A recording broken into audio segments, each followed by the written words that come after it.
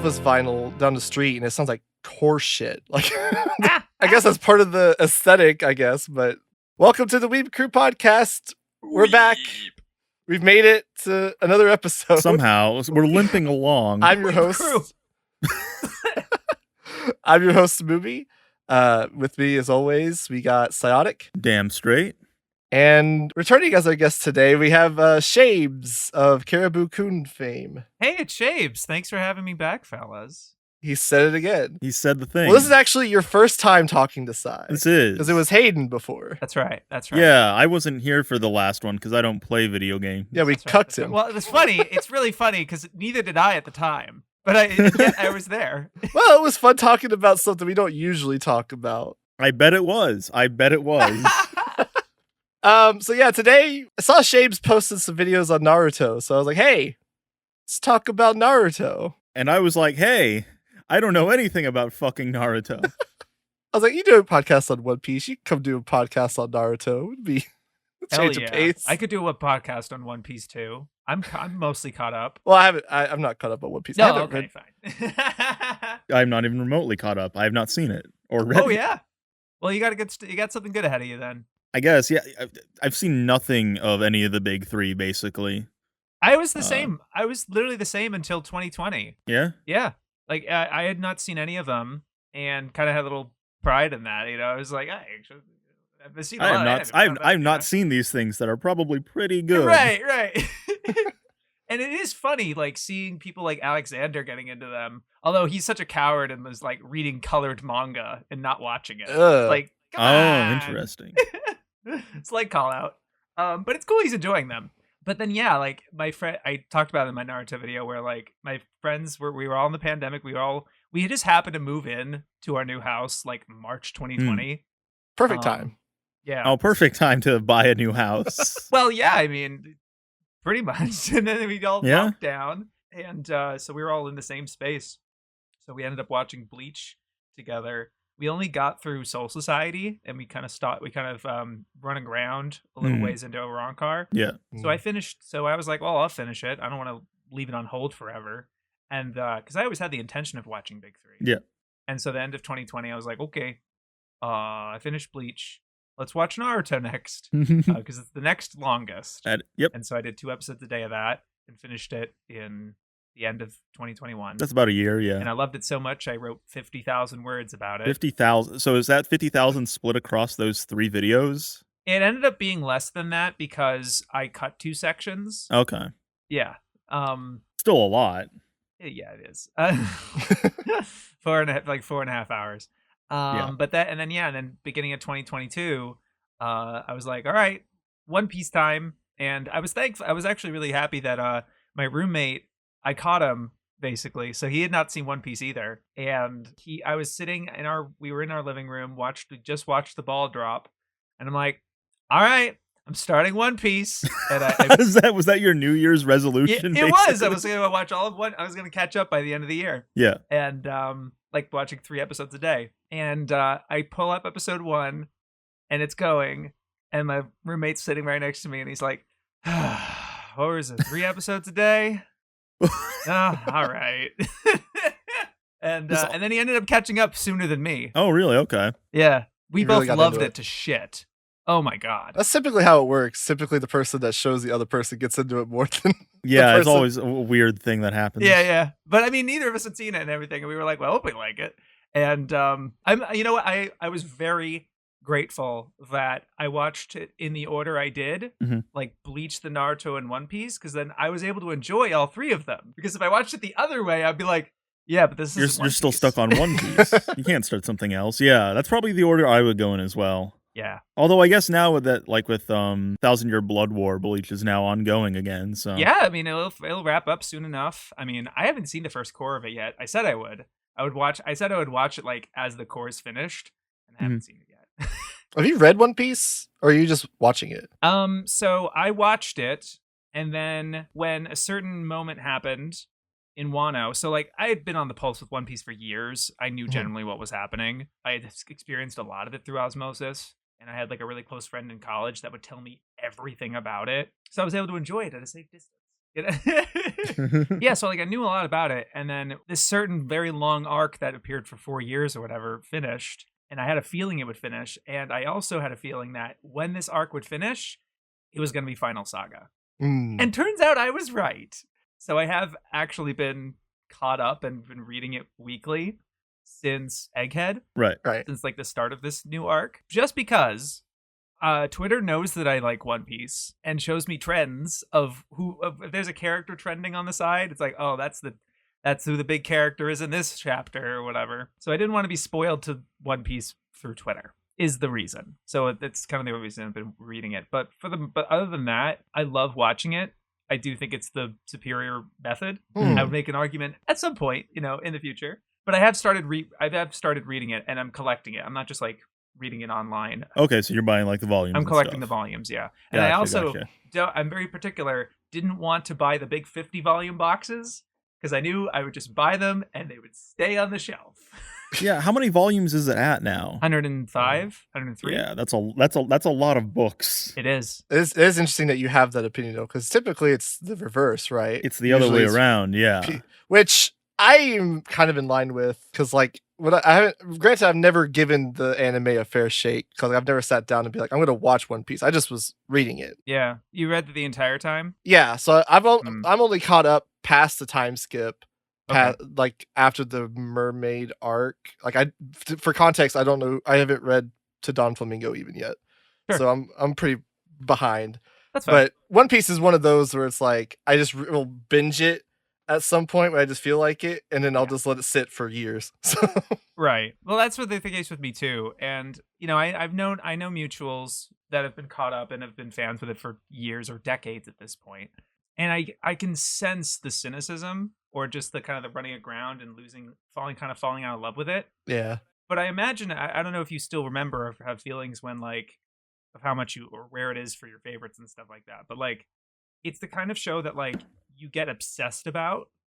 And then if you let it kind of linger or whatever, it cools down. Yeah. Yeah, that was a lot of like those long running shows, like especially back in the day. Oh, of course. Specifically for me, that would have been Naruto. Yeah, I knew that was for Naruto for a lot of people, absolutely, and that's part of the reason I really liked the reappraisal of it and seeing that happen, because I was kind of equally cynical about it, like secondhand, right? Because I would hear all about this like complaining and stuff, and like, wow, it just sounds like a rough time, and I just wouldn't be interested in it. And it's really interesting seeing the reappraisal and seeing people revisit it and approach it and be like, wow, this is really good. Yeah, I think it's definitely interesting. Like going back and looking at it, because like my feelings have definitely changed on it in the sense of like, I don't think my opinion of the show is necessarily changed. There are definitely things I appreciate more than I did, but I don't think it's necessarily like a great show. But my feelings of it have generally changed, because like I was very negative on the series, like 10 years ago. Yeah. And I'll probably play devil's advocate a little bit for like that time period. Sure. Because like, other than the more understandable part of like, you're reading it week to week, it's kind of a slog. It can become kind of a slog at points when you're like waiting each week and so little happens and you're like, oh my god, okay. Yeah, but I feel like any series could feel that way. Oh yeah, no, for sure. Anything that's even the stuff that's good, I would say, even like the series that I've been caught up on for years at this point, that I could have that kind of a similar vouching for, is Kaiji. Actually, Kaiji and Akagi both seem like they could have that. Akagi was probably even rougher. Yeah. The 20-year game of the same Mahjong. Game, right? But at least that one, like, I don't know. There's something really admirable about that. Just being so dedicated to one game of Mahjong. It's the same rival. It's the same dynamic of Akagi versus Washizu and the other two players in the game. You just get really attached to them. It's like it circles around from being annoying to being like impressive, because he's still going. And I can imagine the authors are also thinking very big picture too. Yeah, because they can. It's like, maybe this isn't the most exciting thing as an individual chapter. They try to make it interesting. That's part of it. They should make it interesting every chapter. But I can also imagine them being like, I really imagine this very long game and all of this different stuff happens. Yeah. And also maybe, at least in the case with Fukumoto and Akagi, maybe he was thinking is like, I have all these ideas that I want to express in this setting with these characters, and he's realizing that like the most ideal scenario is to have it against Washizu. And it wouldn't make sense in the story that they fight again after this. So it has to be in this game. And he keeps coming up with ideas, and it's like, oh, it works best with Washizu, et cetera, et cetera. I think like that era of like Naruto, One Piece, like I think that era kind of changed like how they kind of approach writing manga. Yes. Because like with Oda, you see like he definitely has a much grander scope in mind when you compare like his writing to, you know, Togashi and like Yu Yu Hakusho. Yes. Like Yu Yu Hakusho is very or Toriyama. Yeah, like Yu Yu Hakusho was very notorious about like he wanted kind of out at some point, and like he just felt like he had to keep writing it, and then he just eventually just quit. Pushed them to keep going. Yeah, and you saw that probably a lot with like, I feel like I haven't really read into Fist of North Star. Yeah, but I feel like that probably happened with that too. Definitely had to have happened with them. Yeah, yeah. I would not. I didn't read the end. I didn't read past it either.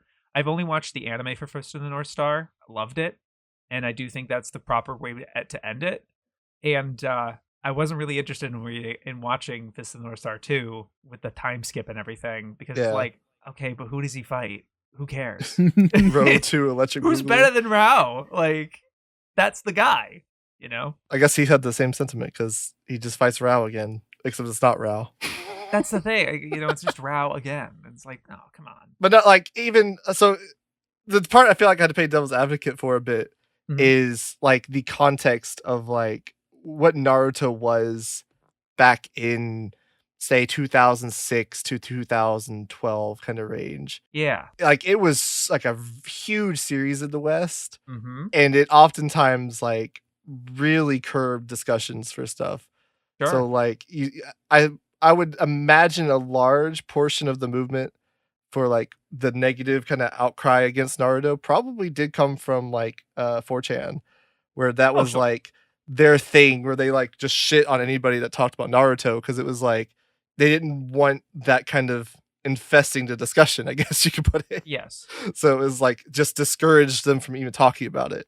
And that probably had long kind of overarching effects, where you even saw that like later on till like way into 2016, where people still kind of had that mentality from stemming from back to that. Yeah. Well, even more like recently, like when Black Clover first started airing, everyone was fucking shitting on it. Being like, this is so antiquated. Why do we have a series like this and shit? When did Black Clover start? Was it 2015? 2015? Yeah. So, but nowadays I feel like people have really just come around on it, and anyone I talk to about it who's like either caught up with it or seen the anime, they're like, yeah, it's pretty good.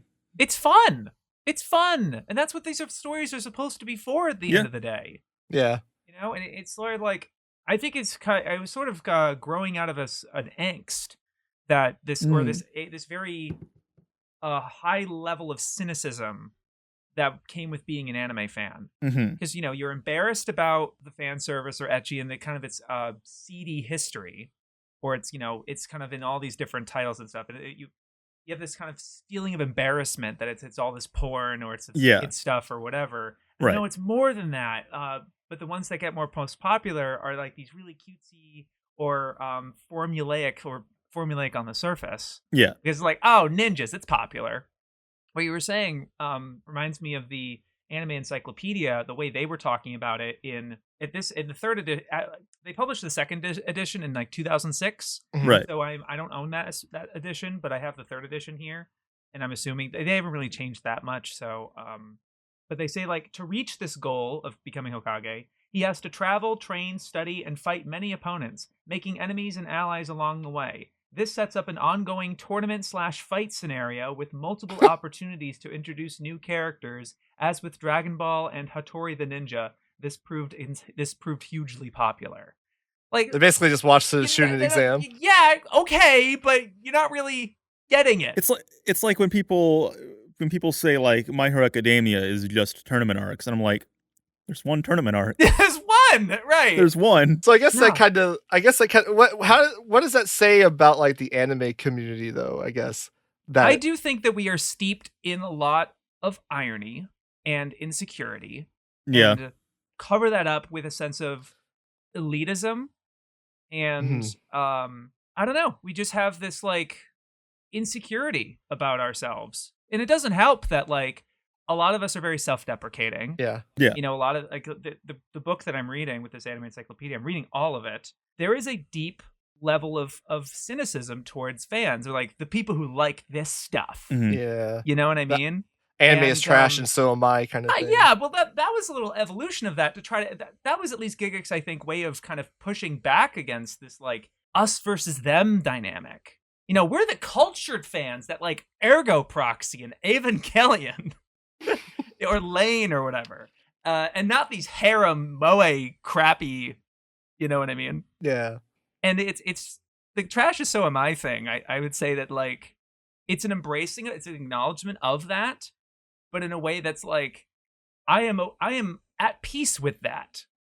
And but it is still self-deprecating, right? Yeah. And that's why we don't like that quote either. It's also very, you know, memified and right. Doesn't really say much at this point. So I guess that kind of touches on like an interesting, since you're here, we'll talk about Anitube a little bit, since that's a sure. It's a general shared interest. Contractually obligated. Yeah, but you're contractually obligated at this point. Well, yeah, I was talking about it earlier with a friend of mine. We were having a Discord call, and he asked me about Digest and whether I'd continue it. And I've made it so that I never want to just stop one day and just never warn any, and it just trails off or whatever. I never really like that about stuff like this. Yeah. And so I've made it a point about the anniversaries, which is the end of August is when I started Digest.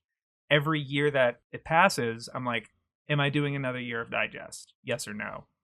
And at the moment, you know, there's a lot of ups and downs with Digest and like dry weeks and whatever, or I'm not feeling it, or and currently I'm in a down point with it where I'm just like, sure, you know, but I might feel better about it by the time this August thing comes around, and I'll be like, yeah, I'll do another year.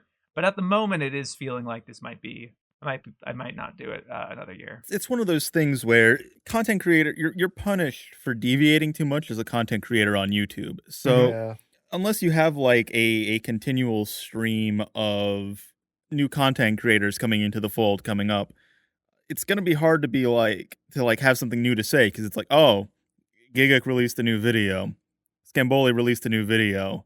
It's exactly what I would have expected from these content creators. What new do I have to say about this? Or am I just going to start being like a broken record, basically? That's true. I don't know if I was necessarily worried about sounding redundant so much as I felt bad that like the new people coming up, I don't have much to say about, because they just, you know, I try some of their videos and I'm like, I don't really have anything to say about them. But then, yeah, you're right. I do kind of keep beating the same horses. You know, another week shitting on Bennett the Sage, right? But I'm not necessarily tired about that, but I'm just more disheartened about, like, you know, my efforts don't seem to have brought us any closer to each other. The discussion isn't as robust or active. The community is I feel it's declining. There aren't as many people making videos, or a lot of people have stopped. People have like moved to like TikTok, basically. I think that's like the new frontier in a lot of ways for this sort of content. Or Twitch. Twitch, yeah. I was seeing, I keep bringing this up, but like to other people, but like I saw a Shane Dawson video a couple months ago. It was his last collaboration with Jeffree Star, where they were catching up after they both got canceled to death. And Jeffree talks about how he retired from YouTube because nobody was really watching anymore. And it wasn't as much of a, oh yeah, because you got canceled, stupid. But no, it was a genuine like so many streaming sites popped up during the pandemic. Streaming blew up. TikTok blew up. It's just media is completely oversaturated. YouTube is kind of a has-been broadly. In a lot of ways. You know, there's still the people who have established their bases and risen to the top, but like not to mention the amount of, I don't know where I saw this graph somewhere. I don't remember. But like the amount of people making videos on YouTube, it was like flat for like 10 years up to like 2016, 2017. And then somewhere 2019 or so completely skyrocketed. There's so many of us now. Well, we're guilty of that. We joined around that. I guess, Well, there's a lot of, and not to mention people starting different channels and stuff. Yeah, sure. just whatever. It's just become way more active, and so views ain't what they used to be. It's kind of ironic in a way because it's like you want more of like a conversation, but the more content is being produced, the harder it is for that content to be like stand out. Yes. And so like it's like this kind of Ouroboros where like you're putting out content, but so is everyone else, and so it's like, you're almost like crabs in a bucket, like pulling each other down. Like, well, yeah, well, it's competition. We're each other's competition, but I hate that. That I mentioned, I made an observation to Cynical, I think, where he hasn't uploaded a video in like 2 months or something, and YouTube's telling him is like, yeah, they've uploaded for 70 days. Hey, what's going on? Yeah, YouTube doing shit like that. Can you not? Can you not remind me? Fucking force me? Excuse you. Yeah, I know. Right. Like, I'm not stupid. Yeah, I know that. But like, it's because they've designed the platform for the people that want to make it their career, and like really make progress to like make it sustainable monetarily. And that's great for them, and they love that system. They hate it, but they also use it and rely on it and everything. But then there's some of us that just don't want to make this our job. I don't want to make YouTube my income, my main source of income, when it can go poof any moment. Yeah, exactly. Yeah, when for like any a Supreme reason, Court basically. ruling can just remove algorithms altogether, and then we're all fucked. Like I think me and Sai are both in the boat where we're like, yeah, basically any money we might make would just basically go back into the channel just to make better content and give us more access. The only reason we would want to make money, and my Fit channel is not monetized either, but like I'm considering, or I've been strongly considering how I'm going to be letting my contract when it renews at the end of the year for my second job. I'm not going to renew it. I'm going to try to do just YouTube and discotheque, and try to actually make YouTube a little more viable monetarily. And that is only because I want to do more of it. Yeah. I just, and I can't do it if I have another job. That's it. We've talked about this, Mumi and I. I was just like, how can we facilitate putting out more content? Not like out of like a cynical sense of we need the channel to grow, but it's like we have a lot of things that we want to talk about, but not enough time to put out like something of quality where we're talking about it. Yeah, exactly. You have a full-time job.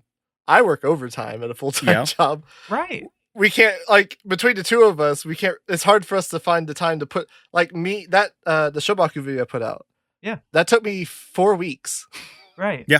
Listen, coming home, editing after I got, like, for maybe 2 hours a day, and then going to bed, waking up next day, going to work, and do it, like, and then on my weekends, I would sacrifice like a full day. I basically had this one video that's like 6 minutes that I'm going to release soon that I pretty much I didn't put it all together in one day, but like, it like 80%.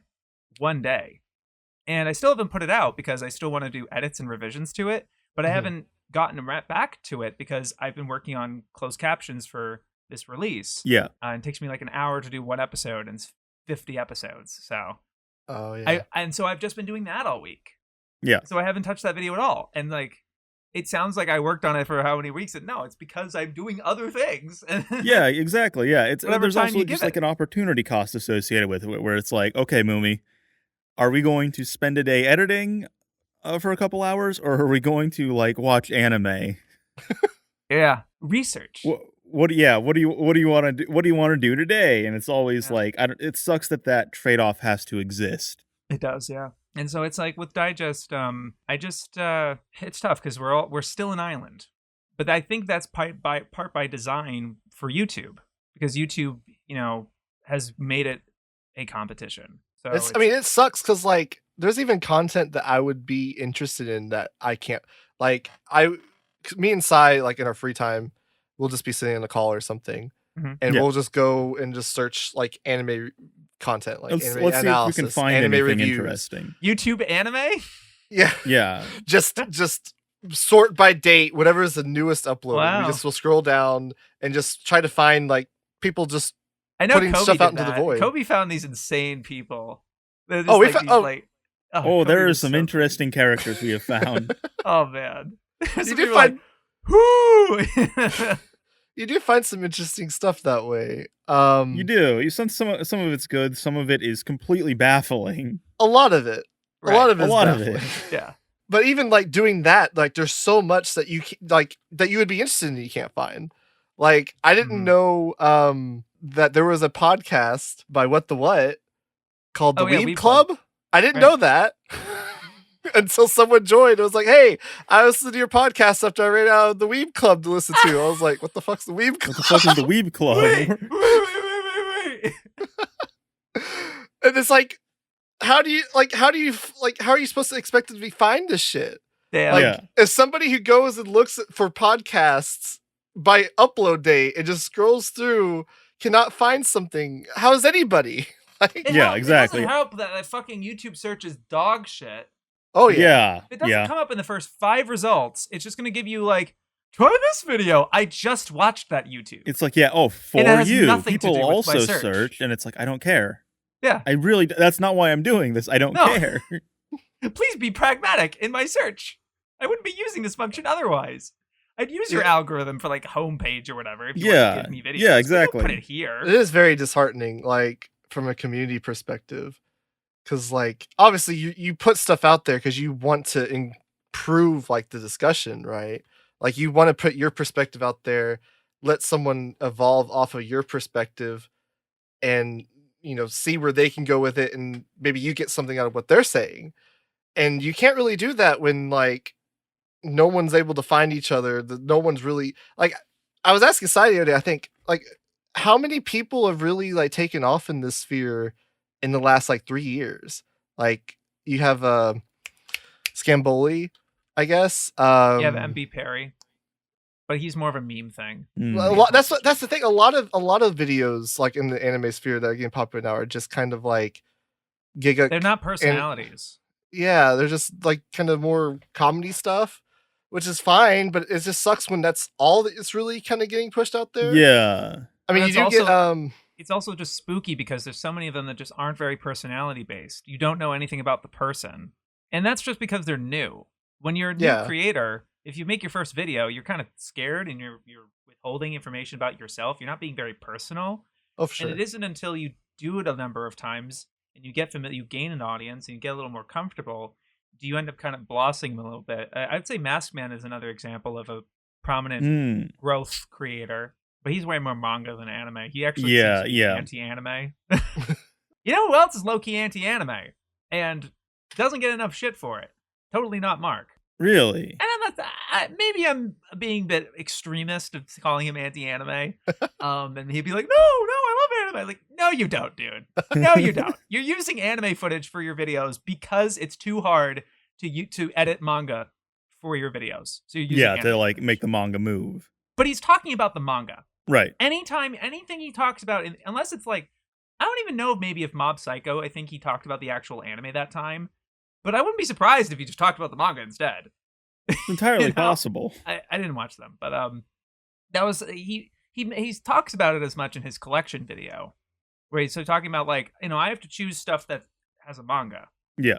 And he's like, I do want to kind of departure a little bit and actually talk about some anime like Your Name, because he actually had a really profound personal experience with Your Name, which is cool, and I'm interested in hearing that. I don't think that video's come out yet, but like, and it's also because he's playing the game. He needs something that would actually get views.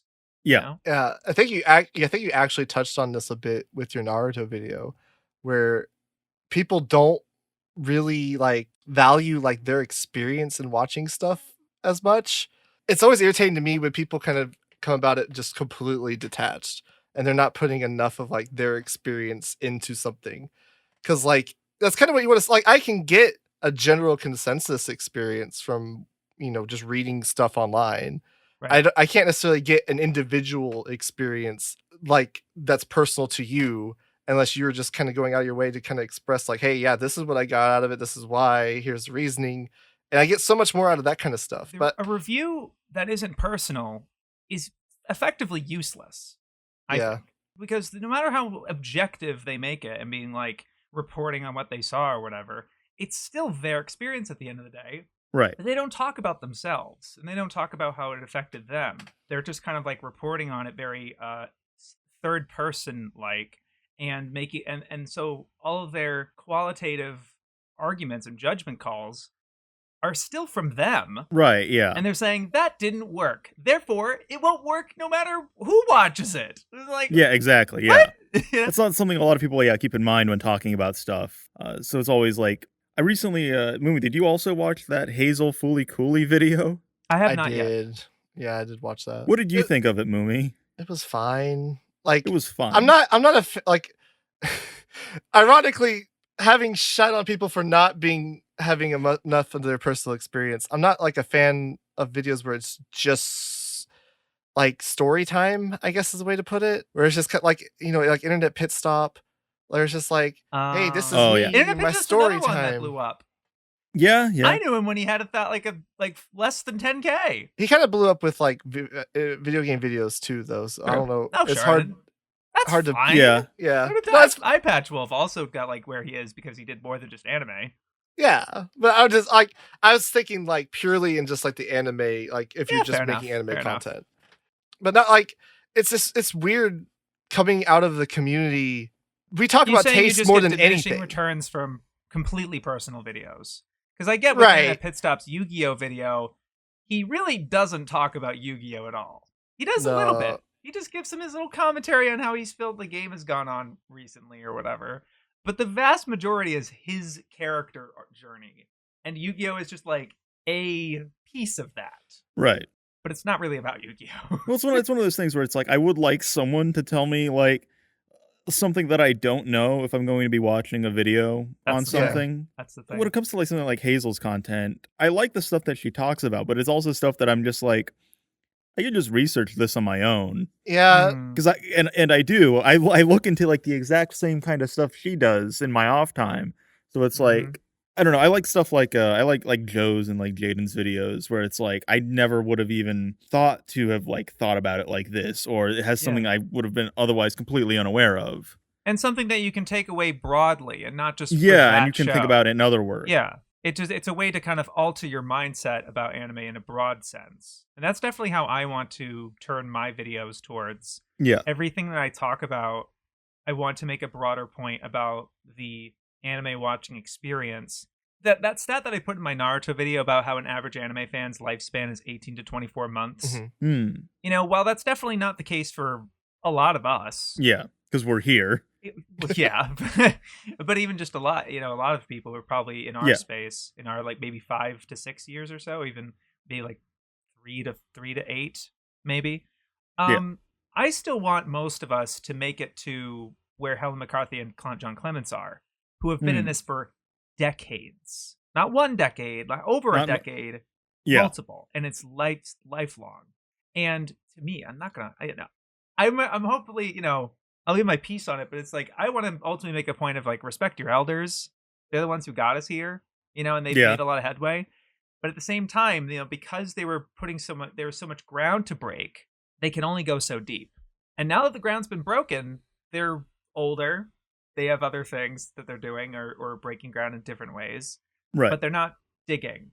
And a lot of us aren't digging. Yeah. And so I would think what you're saying about the tell me something I don't know, it is that, like, what is the thing you want to know about this show? Exactly, Is sort of what I've been thinking about the past couple of days, because I've been, with reading this encyclopedia, it's like Mal is very shallow. Yeah. And we get this, like, very, very standardized understanding of all this anime. Mm-hmm. It's the title, it's the cover, maybe it's some staff, and it's what it's about. Yeah.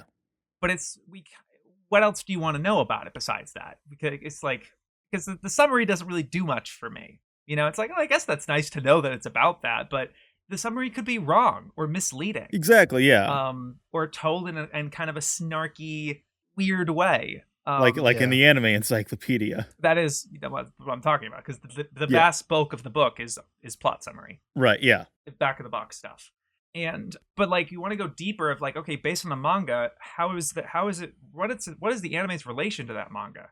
Because if you say with Sally, oh, it's a volume long, it's not. You don't want to say just it's based on a manga by Mitsutaro Yokoyama. Yeah, that manga's 1 volume long, and the anime's 109 episodes. Right. It's not really based on anything. It's not the same thing.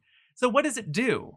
What is Sally like? Okay, she's a witch. What are her powers? Like, how do they work? Not like the mechanisms, but like, what are her limits and what makes them interesting? What makes the show interesting? How is that a formative work in like Mahou Shoujo like space? Yeah, how does it fit in the time? Like, what time slot did it air in? because that, with Sally and as the whole Majoko line, Mondays at 7 p.m. Hopefully making a video about this. It created this dynasty. It kind of laid this groundwork, and then other studios saw that and were like, okay, we have to have a similar trajectory where it's not just one magical girl show, it's a couple that air in the same time slot right after each other. Right. And that was the success with Piero's shows. Their idol stuff, it was the same time slot 4 times in a row, and then they had like a 5th one afterwards, like way later. And we still see that dynasty today with Toei's Precure. Right. Same time slot all the way, and now it's even just the same branding, but they have it so that they can tell all sorts of different stories, but keep it sustained and everything. And I think it's a great success story of just like trial and error and keeping the business afloat. And I hate I am sorry this is turning when I mention the encyclopedia, and like it just obsesses my mind. Like this is all I can. I apologize if I'm hiding. Yeah, it's fine. But they have this fucking similar. One of my theories about the encyclopedia is that like it speaks so perfectly to what a lot of fans do. So the fans, right, they have this assumption of, oh, it lumbered back to life, like Gundam's this like zombie that keeps getting brought back, and they keep getting sequels and remake the blah blah blah. Or, people need to put food on the table. The studio, needs to produce something.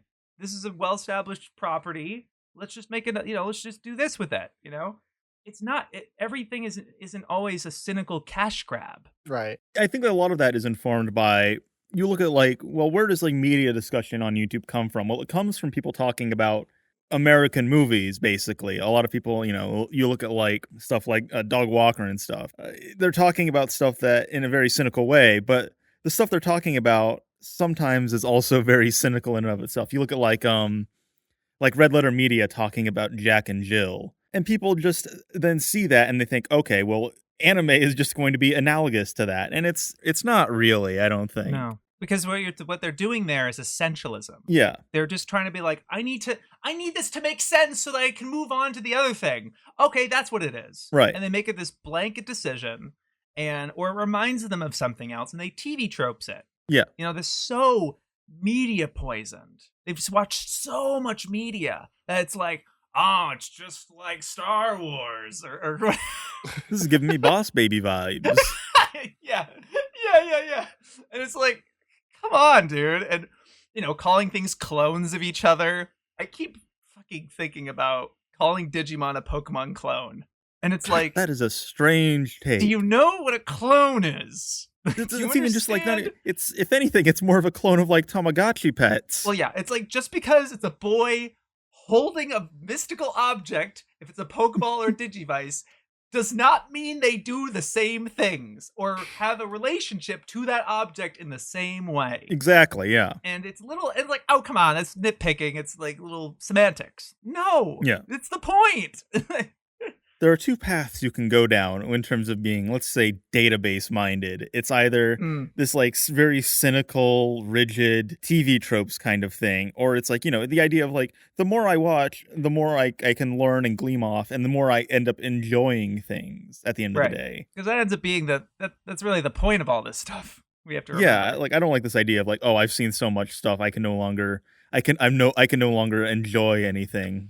It's like, I've seen so many anime, I can predict when an anime will be bad in the first 6 seconds, and I can predict the whole plot. People unironically like say that, and it's like, what the fuck, dude? Like, go outside. Well, it's just very narrow-minded. It's like you're sick of it. It's like, log off. Yeah. Like, why? I don't know how people get to that point, because it's like, why are you still watching it? Like, if you don't enjoy it, what's the point? Why are you still watching it? Or why aren't you like, I don't know, if you want to still like watch it, why are you just like watching like the same like very popular like normie stuff? Why aren't you like digging deep? That's like what Mumi and I have like ended up doing. Right. Where we're just like, okay, well, let's try and find stuff that like no one is aware of in any capacity, and at least try to like prop that up. Yeah, because I'd like to see this as a completely unexplored frontier. Yeah, it's people make this cynical argument of like, we're too late to explore the Earth, even though you're not. It's not too. The Earth is still very unexplored. Very unexplored. You just got to be interested in the ocean. Yeah. And it's too early to explore space, which also like do you really want to explore space? Yeah. I don't know. Yeah, it's exactly that. It's like we have more access to anime than at any time in history. Basically, Yes. we have stuff like My Anime List, which act as these massive catalogs that are fairly easy to navigate, all things considered, and find different things. But no one really uses them as a tool for that, and it's just like, well, what is this paradox we've come into? It's just sitting there to know, like you said, with the databasing. Yeah. These are just databases, but you're not getting substance from them. Yeah. You're getting category. You're getting the list. You're getting the icon. And Mal does the job of Anime Encyclopedia much more efficiently. Yeah. Because, well, I get it. It's a website instead of a book. But the website doesn't necessarily worry about image rights. No. Like the encyclopedia has to. Yeah. So the vast majority of entries don't have an image to them. In fact, the images that they do have in this book are kind of randomly scattered throughout the book, and so you wouldn't even know that this has an image somewhere in the book. Exactly. Yeah. They don't even link one to an image. Yeah. So it actually shows you what it looks like, which gives you quite an immediate impression. To me, I get more interested or less interested in the series when I know what it looks like. Yeah. You get that you've seen enough where you're gonna be like, that's interesting, or it's like that looks different, or oh yeah, it's one of those. It's like I don't really feel like I want to watch. Like that's how like Mumi and I like go through like our seasonal anime. Basically, is that we just pull up like the seasonal list on like AniChart and we go, okay, let's start with the one that airs first. We'll like read the synopsis. Let's watch the trailer, get an idea at least of what it looks like, and be like, okay, do we want to watch this? Yes or no? And if one of us says yes, we'll usually like put it on or like take note that like, okay, we'll watch the first episode of this when it comes out. And then we'll go through all the first episodes, and then we'll be like, okay, what like 7 shows of these do we want to continue? And to me, I did seasonals for 3 or 4 years. I trailed off a bit in 2018, but I still watched a lot of seasonals from 2018. But it was because I went into this program, AmeriCorps, that I didn't have very reliable access to internet. That okay, I couldn't. I mean, that makes sense if you're doing an AmeriCorps program. Well, yeah, so it's like I couldn't really follow the seasonals. I would follow Twitter, so I knew they were happening. Okay. But I couldn't really follow them the same way. So I ended up downloading a ton of stuff, and that was when I really went deep into backlog type of thing and really creating a plan for myself of like watch plans and watching things grouped together. Like I used to call them quads. I don't really do this anymore because I realized the flaw with quads is that when you watch 4 things of the same length in kind of a similar tone of each other, one of them is going to be the best one, or maybe 3 of them are really good, but there's usually one stinker, or not even a stinker really, but just the one you didn't really like as much. Okay. And because of that pull with you're really liking these other shows, but you also have to watch this other one along with them, you end up not liking that show as much as you would have. That's interesting. And so that was with me with Utena, fell into that. I watched it with Nana, Dear Brother, and Full Moon Oshigashite. Yeah, it's not really like those shows. No. Well, it's tone-wise. They're all girl-centric and kind of romancy and similar. Like, that was in my head. I get the different shows. One's a magical girl, 2 of them. Well, I'm saying, like, really I can see why those 3 in particular would separate themselves from Utena, because, like, Utena is very different than the other 3. I guess. I think it's different because it's way more formulaic. It literally just, like, recycles its like, story structure 3 times. Right. Whereas Dear Brother, same length, I wouldn't say it's, like, not as super dramatic, and Full Moon has comedy, like, and also kind of dramatic, like, in terms of tone and the physical feeling of watching Utena, I don't think they were that different. But I think it was because Utena, I was misled, because I had this idea being like, okay, I know that the first arc has these battles, sure, and then the second arc is kind of this middle weird one that gets kind of weird, and the third one I don't even know anything about. Oh, I wonder what they're gonna do. Oh, it gets really crazy and good and stuff. And I got so crushed that the second arc, I'm sorry, like mild spoilers for it now. The second arc just kind of becomes a dream. None of them remember it and doesn't make any impact. So I'm just like, okay. And then the third act, the third chunk of the show, they just do the duels again with the same characters. obviously with some some tweaks. It's not completely. I'm not saying it's the same thing, but like, I got really bummed from that. I was like, come on, And thankfully, though, loved the movie to bits. Love the movie. It's one of my favorite anime movies. Love the Utena movie. God, it's amazing. And I do want to rewatch Utena. But that's the same thing, where there would be one show that, like, I should have liked that more. I feel bad that I don't like it as much as I do. Like, Aria the animation is another one. Oh. I watched that with Remy, Mushishi, and Akagi no An. I know, it's like, what? I had an internal logic. I had this thing about it. But it made sense in your head. Exactly. And then it's internal. It doesn't have to make sense or whatever. Yeah, so I ended up... But doing that format and everything led me to kind of go away from seasonals and just kind of picking shows based on like, oh, did I watch the first episode? Did I like it? Do I want to keep going? I'm a freak that doesn't drop anything. So when I choose to watch something, I'm making a very educated, dedicated decision. And I'm like, yes, I think I will watch all this all the way through and enjoy it. Yes. And sometimes I do not want to watch something I think I might hate because I'm going to be stuck with it. And that would really suck. Exactly. Yeah. Well, it's interesting that you talked about like the health, like your health as like an anime fan, like keeping up with it kind of helps keep you into the fandom. Cause like, I feel like seasonals for me have been that. Yeah, of course. It's been that for a lot of people. Yeah. Like times in my life where I've kind of stopped watching as many seasonals. Like I found myself I found it harder to watch anime.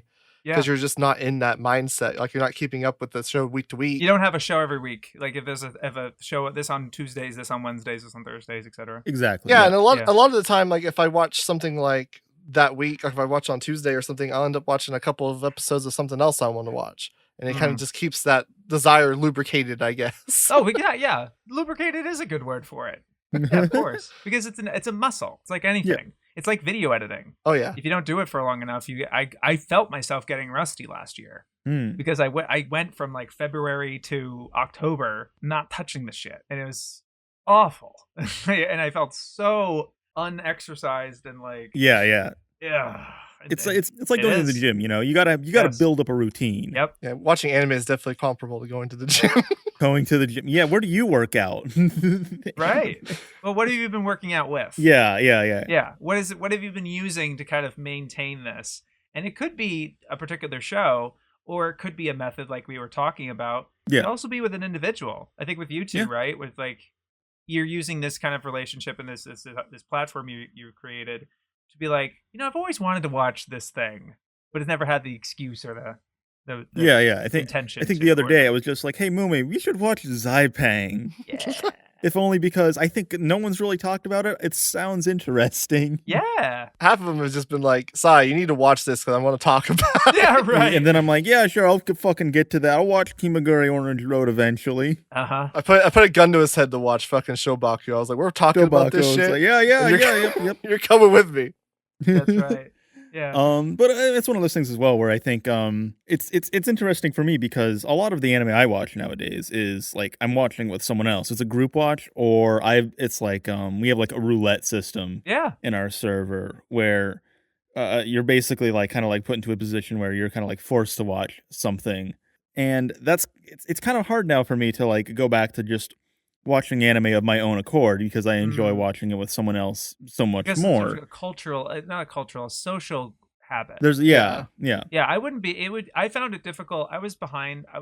I've been watching tokusatsu with my roommates for over 2 years now, and I don't talk about it at all. It's like I found a hobby that I won't make into content, and I won't talk about online. And it's not my personality. It's a thing that I do. The thing that I do. It's nice. But like I was behind at one point because I was at camp or whatever.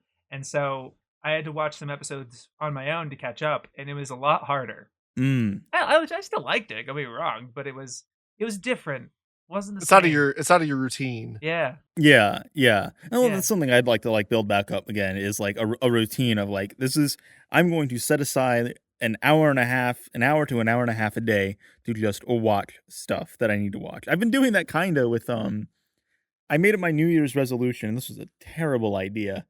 and I have not really done it, but my New Year's resolution was I wanted to watch one movie every day. Ooh. Haven't really watched one movie every day, but I've watched significantly more movies than I do. Yeah, of course. Granted, a lot of them are just like garbage Netflix teen movies because they're easy to put on. I can watch them and hang out with people and be like, this is all, You put them on and I'm like, I could be watching anime right now. We could be doing something else right now. But it's like, I don't know, I'm trying to build up a routine. It's still hard though for me to sit down and I'm going to watch a movie on my own, I'm going to watch I'm going to go on archive.org. I'm going to find a movie that looks really interesting, some esoteric foreign film. I'm going to watch, what was the one I found? It was something called Children of Hiroshima, a movie I've never heard of. I don't think anyone ever has. But I was like, I want to watch this. Haven't watched it because I can't watch. It's hard to watch stuff outside of a group setting. Well, I think it speaks to the communal aspect of watching shows. That's right. Because that was a large part of what got me into watching seasonals back in 2013, 2014, was getting to experience the anime of the year discussion, the anime of the season kind of thing, where you're talking about which is the best shows of the season, finding shows that you might have missed, and then being entrenched in that group for that season where you're I remember watching Wick Sauce. That was a fucking ride. Everyone's like, yo, what's going to happen this week? And it's kind of was capturing an element of that communal aspect I got from, there's their transition. Wait for it. when I was 12 years old and really entrenched in the Naruto. I was thinking that. I was just thinking when you were going there, I was like, he's gonna bring it back to Naruto. Let's fucking go. There we go. We brought it full circle. Let's get back to the topic of this episode. Yeah. But yeah, Naruto is so married to that time period for me because I read it week to week from about 2005, maybe 2004. I'm not exactly sure of the date. It would have been, let's say, December 2004. Yeah, it was when Jiraiya was training. I think the first chapter I read was Ibizu had just stopped training Naruto and it was moved to Jiraiya. So from that chapter all the way till it ended in 2015, I read it week to week. Yeah. Even when I wasn't even into anime anymore. Right. For all of high school, I didn't watch anime. I didn't read anything or anything like that. I just read Naruto. But that was just the thing you did. Yeah, because it was well, I've read it this long. I might as well just see where it goes and how it ends. Sunk cost fallacy. Yeah, exactly. Yeesh. Yeah. So I read it for, what is that? At least 10 years. Just based on that sunk cost fallacy kind of thing. Yeah, I hear you. And that, that's tough, because I never really want a series like that to be like that for me. I'm kind of scared of that personally.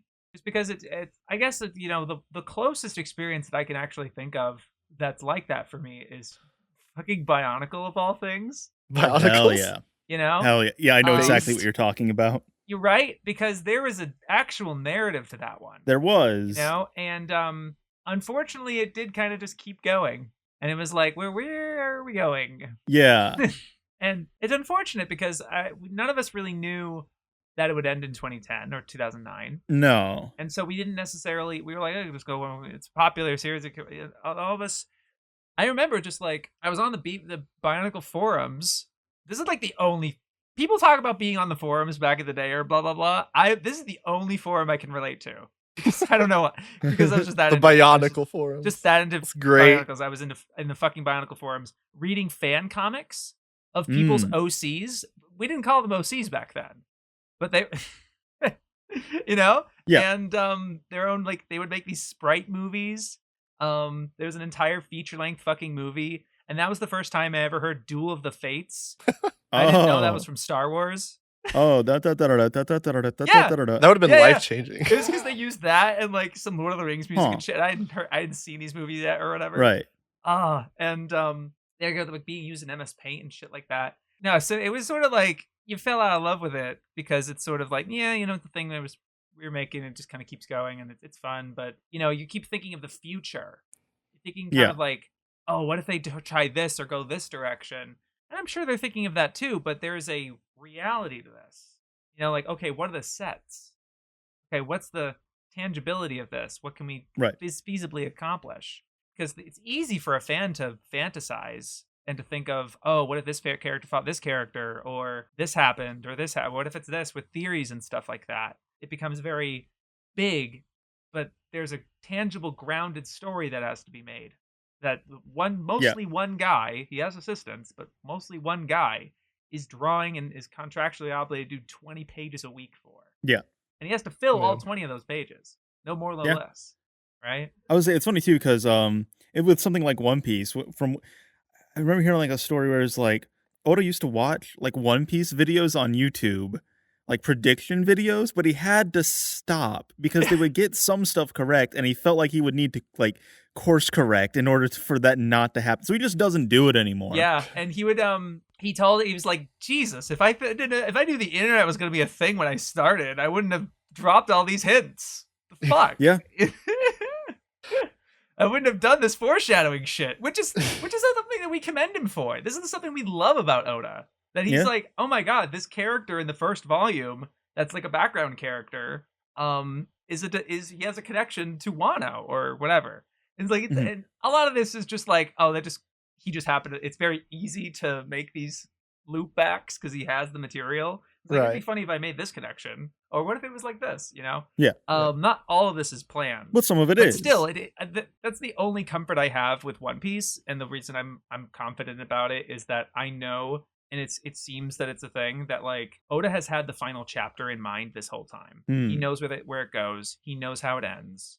He's told every time he gets a new editor, he tells them the entire story of One Piece. And like Goro Taniguchi, who directed the OVA back in '98, does he know? Oda told him the whole story too, and he's like, "Fuck, I know how One Piece ends, and I've known for 25 years." Do I have to keep silent about? Well, I guess that's also like it better be a damn good ending then, because that's what people were saying about Attack on Titan, and look how that panned out. Well, he went on record of saying like he had to change it because of how popular it got. Like he had an ending in mind specifically, and then like due to the popularity, he made a lot of changes. So like, what's her name? The potato girl, Sasha. Yeah, like she was supposed to die in that one chapter, and then but due to her popularity, he saved her essentially. Yeah. So like, there's been a lot of popularity. Yeah, it's interesting. Like, I wonder how Shikamaru as a character would have been if he wasn't so popular. But how much research did you do on like Naruto, like after you finished reading and watching it? Like, did you look into like the editors and stuff like that? Notes and stuff like that? Yeah. Honestly, not too much, because the stuff I wanted to talk about was I only did as much research as what I wanted to talk about. Right. So like it's probably the staff of the anime and stuff like that. Like, talked a lot about so that. It's sort of like with the animation, I went deep into like the credits and looked and did that sort of research and stuff. But my OP section, that's a very subjective, like personal perspective on OPs and stuff. So there's no real research to do on that. Same kind of thing with filler, actually. I wasn't really going to go, I didn't really feel the urge to give a technical definition in terms of like what like Hayato Date was considering was like, okay, at this point in the story we were here and I also just didn't think Naruto necessarily wasn't the subject to do what I've had ideas about, where the publication date of all the Shounen Jump chapters are available. Right. We know the exact date of all of these chapters, and we also know the premiere date of all these episodes.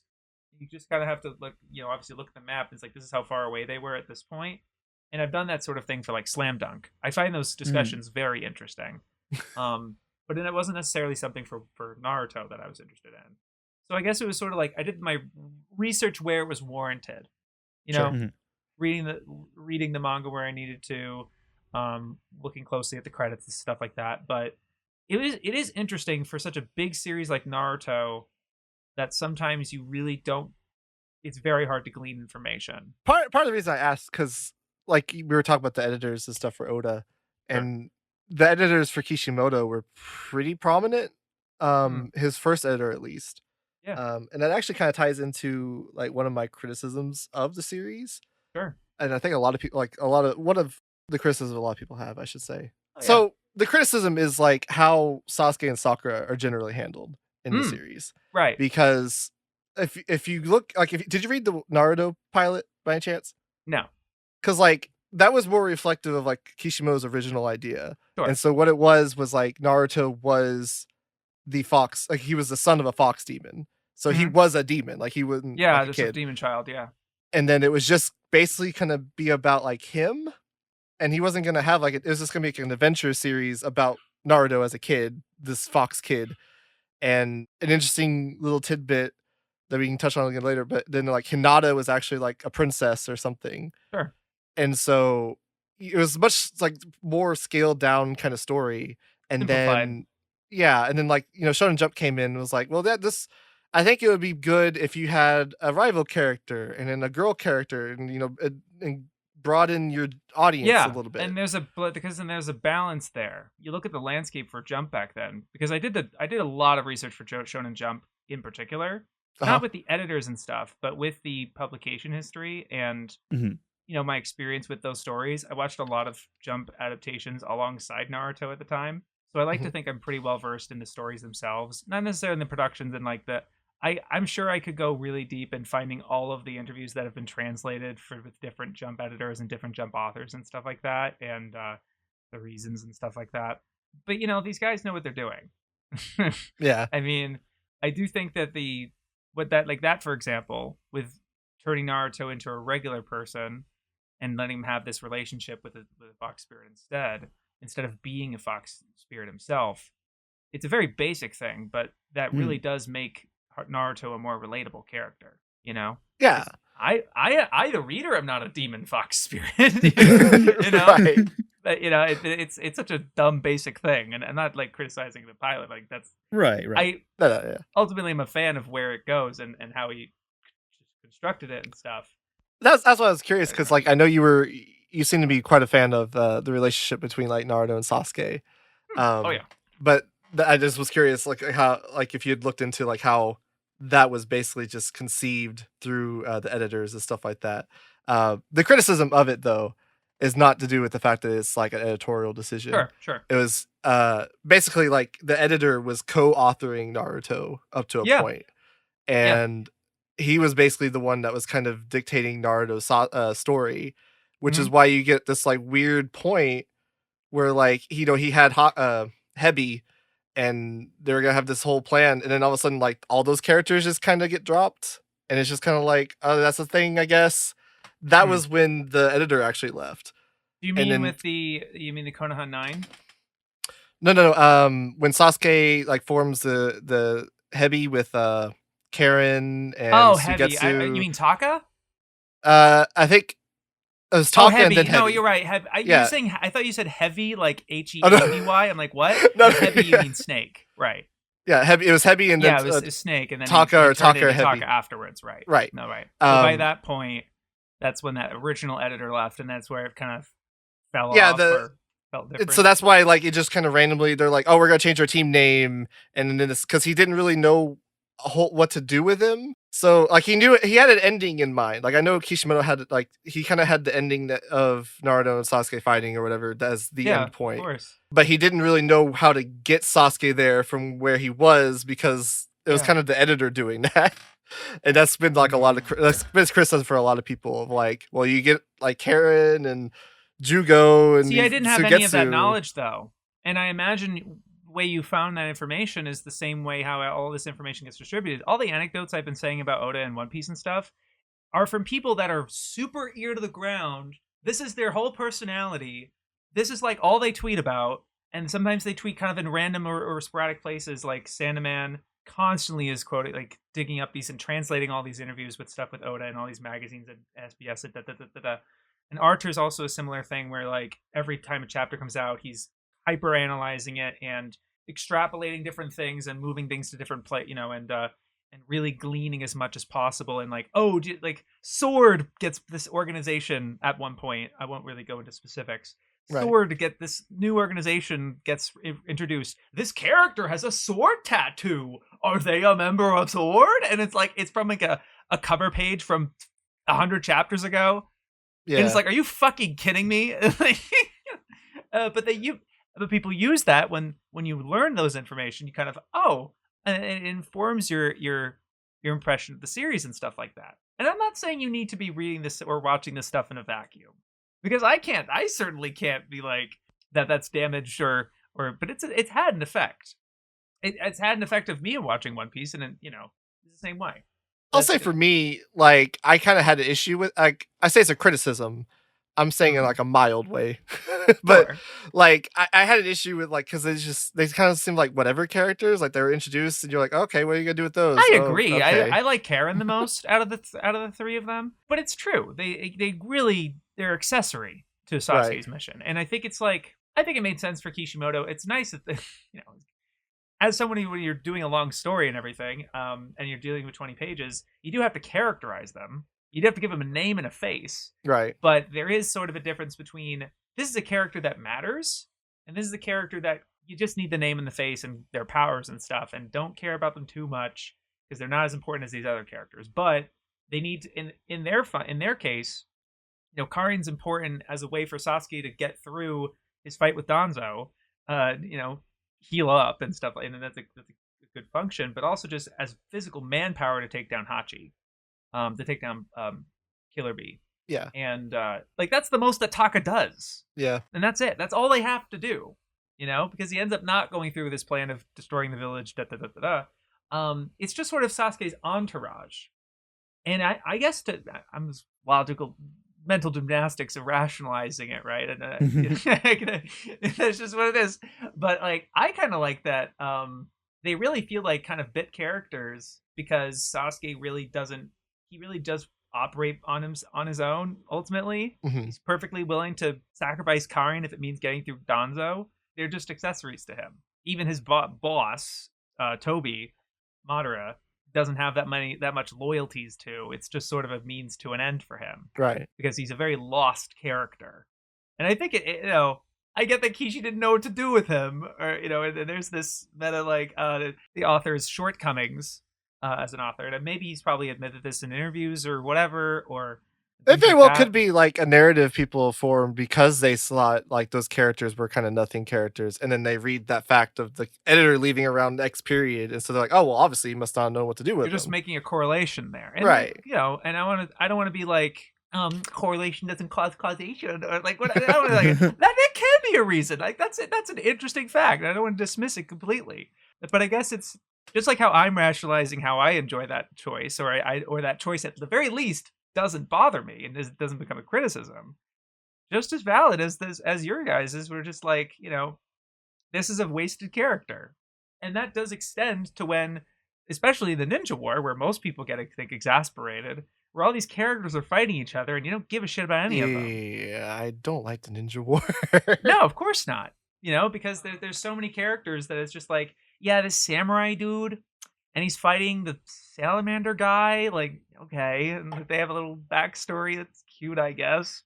Whatever. Have you looked into the shipping wars at all of Naruto? Well, it doesn't matter because they're over. Well, yeah.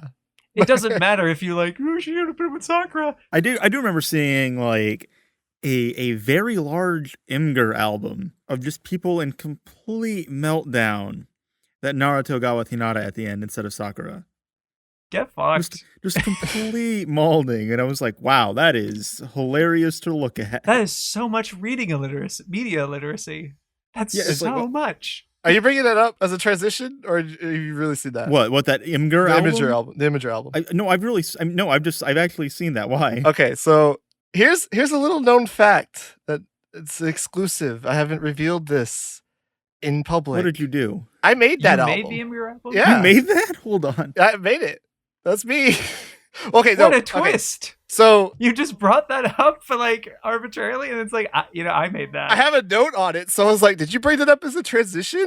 Like what? No. A friend I knew in real life who watched all of Naruto like posted that when he was done with it. So I didn't make the Imager album. I took most of the images that are in it. Okay. So the story behind it, a little before Naruto ended, we'll say, I had a friend in real life who got really into Naruto for some reason. And this is kind of before I got back into anime. And I'm like, what the fuck, dude? Like, why are you so into this series all of a sudden? And he got really into like Naruto and Sakura being together. And so he joined My condolences. the Naruto Sakura shipping forum. And he was on there so much I actually like he had me make an account and join. It's because like I was just being like Skype calls or something with these people, so I was kind of around them. I kind of knew them a little bit. Well, I I've said I don't really like the series. So when the series ended and Hinata won, part of my enjoyment from the series was the Schadenfreude of watching these people melt down. That's like suddenly, since Sakura didn't win, suddenly the series was complete shit. And I'm just kind of like, well, I didn't like the series to begin with. So y'all just weirdly coming to this realization because something specific didn't happen at the very end is bizarre to me. So funny. And so I was on A, and I've been vocal about how I might have killed A, but that's another story. Okay, that's another story. My Naruto excursions might have killed A, but anyway, so we were talking about like just people were just posting gifs about people like the Naruto, the Hinata's like your tears are delicious gif or whatever. Like people were doing that kind of shit. Oh, yeah. And we were all laughing at these people in these forums. Right. And they locked them down. And so I happened to have an account with my friend. And so I was like, well, I'll just start posting pictures so people can still laugh at them. Right. And so I was just taking screenshots and posting them because no one else can see them. And so they compiled all the images I took, which I was just like, I didn't intend for it to be like that. It was just like us being like, hey, look at these people melting down this hard over someone not getting together. I didn't expect for them to make an Imager album. I didn't expect for the Imager album to get spread around as much as it did. So the Tumblr stuff I did not take. Okay. It's specifically all the images from like the forum where it's just like the gray and white or whatever. Those are the ones I took. So that's the majority of the album. Okay. Yeah. That's the little known anime history of my greatest contribution to the anime fandom. Is essentially I created the Hall of Anal Devastation meme, I guess. Small world. That was a very bizarre way that you brought that up. That is so funny. Oh, it has a fan lore wiki page. Oh yeah, no, it's big. Huh. I was like, I kind of forgot about it. And then I came across a podcast at one point where people mentioned it. And I was like, oh, that's weird. Because I knew they called it that. Like, I was there when they compiled the image folder, but they added to it after I stopped following. Right. Yeah. And then, like, I looked it up. I'm like, what the fuck? This is... this has, like, a shit ton of, like, people talking about it. Yeah. It was very bizarre. 162,000 views. Yeah, it's interesting. That's insane. Yeah, look at that. I didn't even know this until right now. Wow. There you go. That's incredible. Shipping is such a risky game because you just don't know. What's funny about that is like people would point out like, he originally had intended for Hinata and Naruto to get together in his one shot. Like that was the intention from the beginning. Right. And they're like, oh no, he must have changed his mind because there's someone. I remember it was the logic was evidence. like, yeah, the parallels was the evidence. It's like, oh, there's so many parallels between Kushina and Minato and Sakura and Naruto. Like, it's one of those things where it's like you can just have your own headcanon. Who gives a fuck? It also doesn't help that the anime definitely thought they were going to get together too. Like you look at some OPs and you're like, and EDs, it's like, you really thought they were going to get together, dude? That's so funny. That's so funny. You should have been there when it ended because it was. I would have been euphoric. It was great.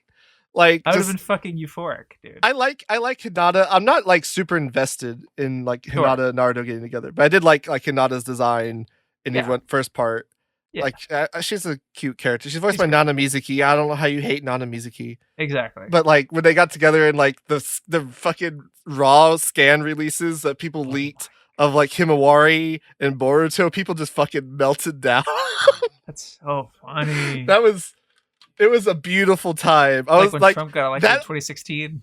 Yeah, that almost made it worth the 10 years I spent reading this week to week to culminate in that moment. Gosh. Speaking of shit that was very frustrating and euphoric, I want to talk about. I'm so sorry. Before you move on, I don't want to leave the waifu conversation or the shipping conversation without mentioning that it's like, yeah, I can poo-poo about the shipping stuff and like, don't even bother.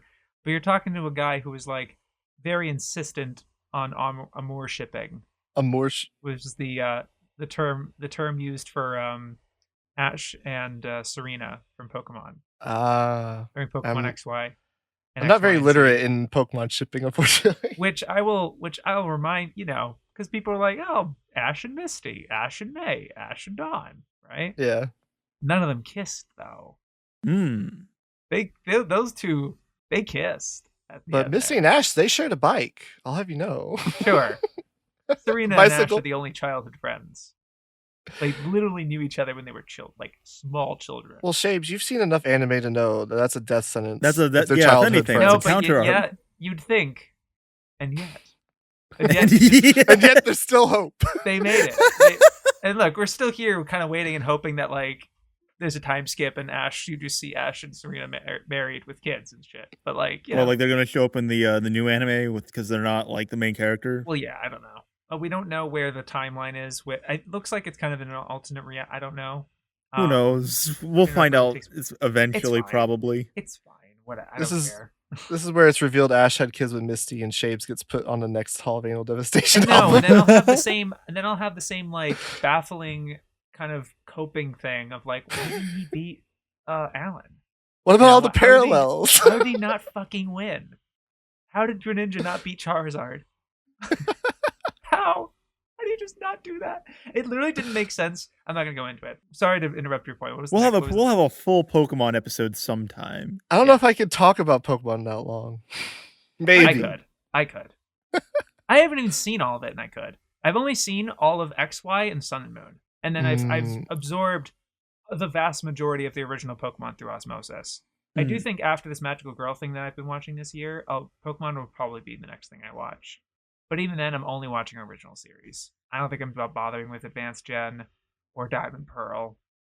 Is it possible to watch the original series subbed, or is only the dub available? I think it's been mostly subbed. I think it's all subbed by now. Okay. I could be wrong. At least the Porygon and Dratini episodes are subbed. I've been wanting to watch something like Bakugan for the longest time, and it's only available in the dub. Well, the dub's fine. I mean, the dub's pretty fun, actually. Very nostalgic. I wouldn't even complain watching it dubbed, to be honest. I'd be down for it, but I think I only wouldn't be down for it because of the quality that it's kept in. Because I don't think the original RAWs are really available. I don't know if it's really been remastered or anything. But I've seen it remastered and it looks gorgeous. But then, the dub is a 4Kids edit, and I'm not trying to be censorship, what, blah blah blah. But just fundamentally, it has 3 commercial breaks instead of 1. It doesn't have the eye catch in the middle. It has 3 fade to blacks. Right. I know this because this is exactly how Digimon or Ultimate Muscle or any of these other shows are structured as. And that's just to fit to American television. Yeah, right. Yeah. That's it. It's not to do anything with censorship or whatever. It's just to fit the same. It's just a specific, Yeah, it's just a formatting. Medial thing, yeah. So then, if there ever was to be a Pokemon remaster with the nicest possible remastered footage you could get, if you were to sync it to the American dub, you would have to actually go and cut through the whole and sync the Japanese masters to the dub. It wouldn't just be overlaying an audio. Yeah. Someone actually did that with this would be a comparatively smaller project. Someone did that with Warriors of the Wind. Yeah, I have that. I have that edit. Yeah. Where they just cut the HD release of Nausicaa up and then set it to the dub. Which is really interesting. I want to check that out at some point. Maybe we should watch it. I have, it's cool. I've actually my next project after the encyclopedia, I want to do something slightly shorter. Still a multi-stream project, but I had the idea of comparing the sub to the dub of something, and in this case, it would be Nausicaa. Oh, okay. This is my favorite anime movie. Yeah. And I would quantitatively prove that the dub is better than the sub. By going line by line and analyzing it and being like, this is why this is better than this. That the dub is better than the sub. In the case of Nausicaa, that's what I believe. Okay. But I haven't done the full project to find that out yet. The newer dub of Nausicaa, not the Warriors of the Wind. So, the Disney dub, yeah. Okay. I thought you meant Warriors of the Wind. I'm like, that would be... But I wouldn't, but that's the thing. I think it would be interesting to include Warriors of the Wind in this discussion. It would be, Very few people have ever heard or seen it before. I still don't think we know who was credited as being a voice actor on that movie. I have the VHS, actually. I don't know if they included credits or not, but I could check. I should digitize it, but I'd have to get one of those VHS to those VHS scanners. Yeah. Which I've used before. Yeah. We have a friend who's gotten really into just like digitizing stuff. You use a regular VHS player. I will say you making an argument for Warriors of the Wind being a better dub than the sub of Nausicaa would be incredibly interesting. I've watched Warriors of the Wind, and it just wouldn't be because they didn't just cut. It's not just a goofy dub that changes all the names and shit. They literally cut a half hour out of the movie. Yeah, it's 90 minutes instead of 2 hours. Yeah, like they straight up don't. There's several complete fluff, completely unnecessary. You don't need it. It's interesting because you can transparently see that they made it as an edit where like all the quiet parts got cut out. Yeah. But yeah, I wanted to talk about Obito because that was another big thing back in the day. The libido. Obito. The libido. The Obito. That whole fucking... You touched on it in the video, but there is no way you could possibly fathom how fucking awful that discussion was back in the day. Of like, who is he? The debate of who Toby was back in the day was fucking cancerous. You're reading the manga week to week, right? Right. It suddenly just shifts to this random flashback about this guy with spiky black hair, orange goggles, and a black shirt named Obito. And he just happens to be an integral part of this story. And then he, quote unquote, dies. Like Naruto. And then he dies. We don't watch him die. He gets a bunch of rocks fall on him. Oh. Yeah. And then suddenly, a few chapters later, some spiky-haired, black-haired guy with an orange mask and bluish, dark gray clothes comes named Toby. With a shotgun. And, I wonder who that is. Was an Uchiha too. So even at that point, it should have been fucking obvious, right? Anybody would be like, okay, clearly that's that guy who fucking died. I cannot believe it worked. You know what's really funny? What's that? Yeah. There's an exact same situation like this in My Hero Academia. Yeah. Yeah, you know what I'm talking about? Yeah, like the exact same. But like the traitor, like I didn't really read that much. No, not the traitor, not the traitor. Fucking. Oh, his brother. His brother, yeah. Yeah. Oh, yeah. Yeah, everyone. That was like a big piece of like speculation. I'm like, yeah. Well, who the fuck else could it be? To be perfectly honest, there wasn't any like, oh, who's that guy? I didn't even think of it as a mystery. Yeah. I just didn't make the connection. I didn't either until I heard that people did. I don't think Horikoshi necessarily built up a mystery of what happened to his brother. They didn't really make that much of a deal about it. And then with Dabi, he doesn't have a mask or anything. We're not really questioning his identity. It's just his face is fucked character. up though. And people just have general quirks or whatever. There could be multiple people with fire powers. That doesn't necessarily mean that they have genealogy to them. And then suddenly he's like, I'm your brother. It's like, oh, that's a cool twist. Cool. But it's not like the same as like, who is he? I guess, yeah, fair enough. No, but you're right. I think there's an air of mystery to it. Yeah. And then One Piece has similar stuff that happens as well. There's not necessarily a who is this character so much. There's alludence to like certain characters, and you don't know who they're referring to. Right. But it's not like a character who is like, who are you under that mask or whatever. I feel like I'm thinking about Shounen Jump in general. Bakugan kind of does that, the original Bakugan, season. Yeah. With Masquerade. Oh, right. Medarot. Medarot's funny because Medarot actually makes a joke out of it. It's like Medarot. The Phantom Thief That's guy. more like a tuxedo mask situation where you're like, how do you not see that? And that's funny. Yeah, exactly. I wonder who tuxedo mask. That shit is that was my favorite dynamic in the original. I've been watching it this year, and I have a little less motivation to watch R because that dynamic is missing. Okay.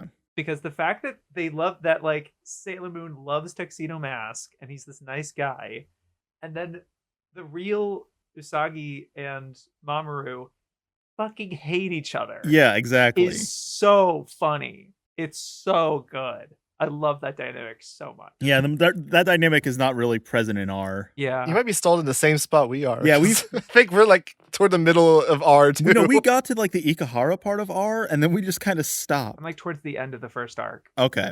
Like episode 11. Okay, so yeah, you're a little bit behind us. You're not far from us. Yeah. You know what we should do? We should just make a group watch and make Kai watch it with us, and he will make us get through Sailor Moon. Well, I have actually been watching Sailor Moon in my Discord. I've just made it a habit that like every time I decide to watch Sailor Moon, I don't at anybody. Oh, sometimes I've added people. I just start watching it in my Discord. Yeah. And people notice that I'm in there and live and stuff, and they just pop in and be like, "What are we watching?" What are you watching? Sailor Moon? All right, fair enough. You're watching Sailor Moon now. And so I unfortunately I feel like I've been kind of half paying attention to most of Sailor Moon. But I've liked it. I've enjoyed it. It's like very light. I check out anytime the fight starts in an episode because I'm just like, that's the best. That's part of the reason. It's just like I like all like the slice of life stuff. It's just whenever like the villain shows up, and they got to fight. I'm like, okay, yep. Me and Kai have gotten into an argument because I don't like Sailor Moon. Period. I don't dislike. I don't think it's a bad show, but I just don't like. I'm not like in love with it. You know what I mean? Okay. Like I'm not. I don't really like it. Like you're like Lines and Most and being like, I didn't like Berserk, but I didn't dislike it. It's like, all right. Okay. It's one of those like 6 out of 10s. It's fine. I'm not. I don't you love it. You just don't have anything to say about it, right? I am currently the same with Steins Gate. I just started it. I'm 6 episodes in, and I tweeted that it's like, I know I have to watch like 8 or 12 episodes for it to get going or whatever. And then all my replies were like, I actually think the first part's better, or like, and like, I like this the first part, whatever. I'm like, oh great, okay, good for you. And I'm like 6 episodes in, and I'm really numb to it. It's like, yeah, it's kind of neat. Yeah. Okay. I think everyone has shows like that where they're just like, this is really acclaimed. I don't really get a lot out of it. Yeah, and so far I'm like, this might be the single most overrated anime I've ever seen. Because this shit is a 9.03 on Mal. And has been for years. The OP gives it at least 7 points. Like, come on. Dude, I have to tell you, I know that. I love that OP. And then I'm watching in the context of the show, which I tell in my Naruto video is important. It really doesn't match the tone of the show itself at all. I don't think it's a good reflection of the material. And then the visuals are just kind of whatever. Like, they tread water for the last third. There's no credits either. It's like, I was like, where are the credits? Is this a creditless OP? But no, they stuff all the credits, like, they rush the credits almost in like the first half. And then the rest of it's just visuals, like, by the time the title drops. And like, oh, cool, you can actually show some cool visuals during like the really energetic chorusy part of the video, part of the song. And they don't really show that much. It's just a bunch of lines and people walking. It's like, okay, what? Actually, damn, not as great. I love the song. Don't get me wrong. The song is poggers. You know what isn't poggers? The ED. The ED is just nothing burger. Yeah, I think a lot of anime suffer from that. Like, no, they don't. Feel like Berserk, Ojima Jidorimi, Sunred. Like most of my top 10, they got banger EDs. Yeah, like there's definitely banger EDs, but I think a lot, like when you look through like every anime or something, like a lot of them are just kind of like. That's an interesting quandary. I have to look at that and just be like, actually, that's certainly not the case for this season, it seems, Mumi. But the EDs specifically? Yeah, there have been some pretty tight EDs this season. Nice. I don't remember any of the EDs. I'm not watching anything this season. Okay. I mean, half the time when we watch an ED, I'm like arguing with you about if they're fucking insomnia. If they're fucking insomniac or not. That's a good point.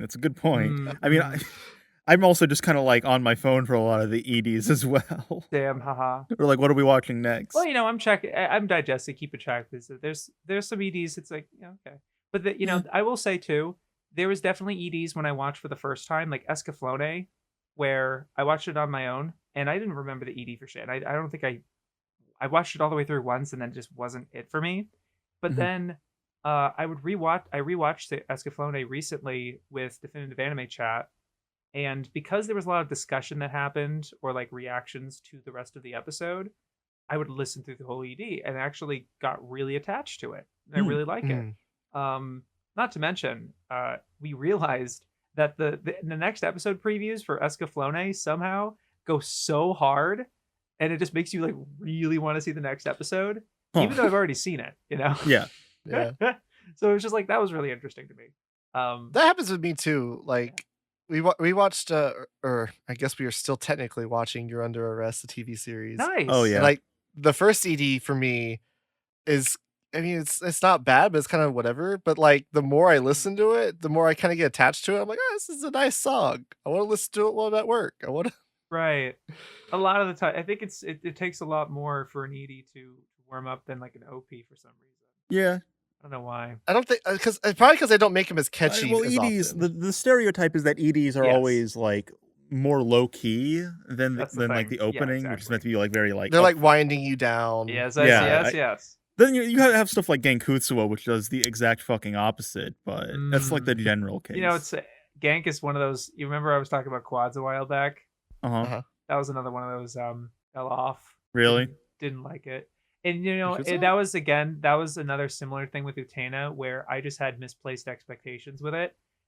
I was really dumb. I'd never really read the original Count of Monte Cristo. I had the assumption, because I heard it was a revenge story. Yeah. So I thought what was supposed to happen was the main boy in Gankutsuou, something terrible happens to him from this count.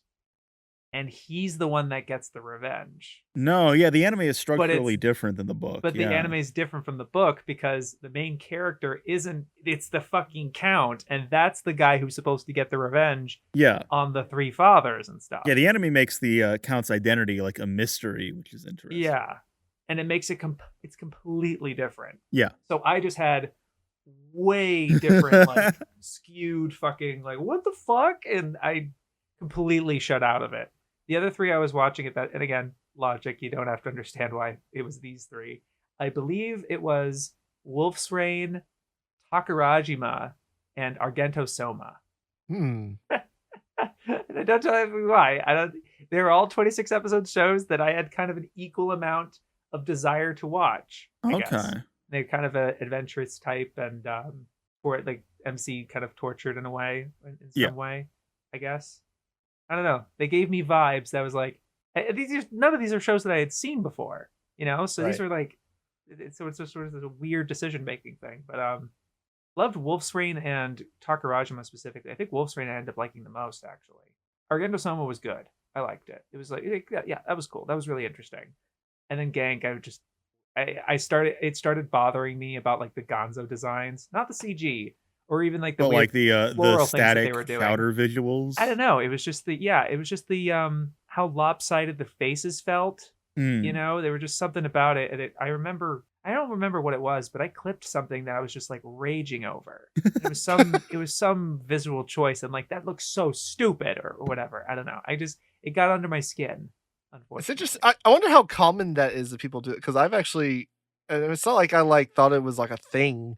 But I watched Galaxy Express 39, Urusei Yatsura, and Cardcaptor Sakura together. Nice. Well, okay, I watched it to a point where like the first 10 episodes or so I alternated like Sakura, Galaxy Express. Well, yeah, because like Urusei Yatsura is literally twice the length of Sakura. Yeah, and then at some point like I got really invested in Sakura, so then I just finished Sakura. Right. And then I got back into Galaxy Express and finished Galaxy Express. Mm-hmm. I'm still watching Urusei Yatsura like 6 years later. No, I'm with you. I was stuck on Urusei Yatsura for years too. I think I started it in 2016, and then it was sometime in 2018 where I was still stuck on episode 78. I'll never forget this. It was like 78, and I was like, fucking hell, I just gotta get through it.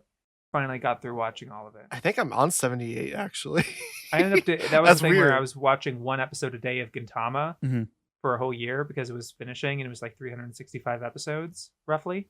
So that's what I was doing, and I was like, okay, I'm watching an episode of Gintama a day. Why don't I watch an episode of Urusei Yatsura along with it? And then I can actually fucking finish it. And I was able to. And so right after that, I was like, okay, why don't I watch Maison Ikkoku after that? And so that's how I watched Maison Ikkoku. And that sort of logic is how I was able to carry that. This podcast is a known Maison Ikkoku fan podcast. Very true. We love Maison Ikkoku. We love it. I've not seen it. You don't like it? We love Maison Ikkoku. I don't hate it, but I like Orange Road better. So okay.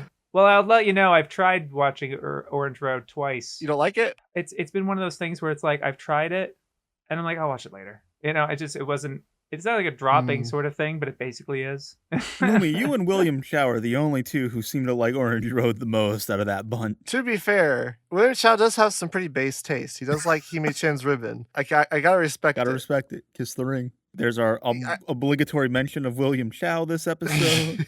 There it is. But yeah, I really liked your video. Like I think I told you in DMs, like I liked your video. Yeah.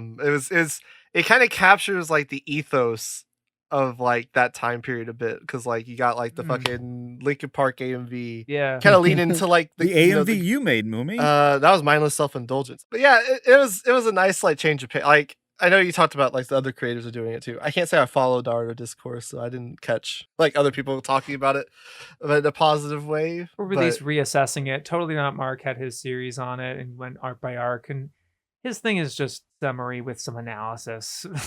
You know how it is. Yeah, sounds about right. But it was kind of because it does kind of make you like take a look back. Like I said, like I look back now and I'm like, I don't really feel as strongly negative about the series as at least like in the moment when you're kind of reading it week to week in the grips of the sunk cost fallacy. Like, and the rage. When does this end? And the complaining and it's weird because like we just did the Shobaku video, and so like when you were talking about Naruto and Sasuke, I started thinking like, man, it kind of reminds me of that because like. Sasuke's kind of like that Chunibyo character in the series, right?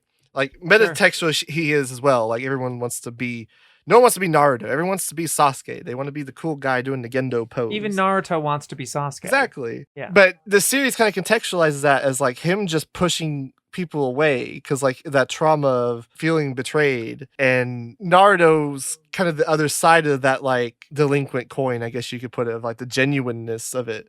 Dragging people in with him into his skin. And they contextualize like that's what Sasuke's kind of jealous of. Like he looks up to Naruto because he is so authentically himself. Yeah. He's not afraid to wear his feelings on his sleeve. We're shown that like Sasuke kind of has those same kind of thoughts and feelings.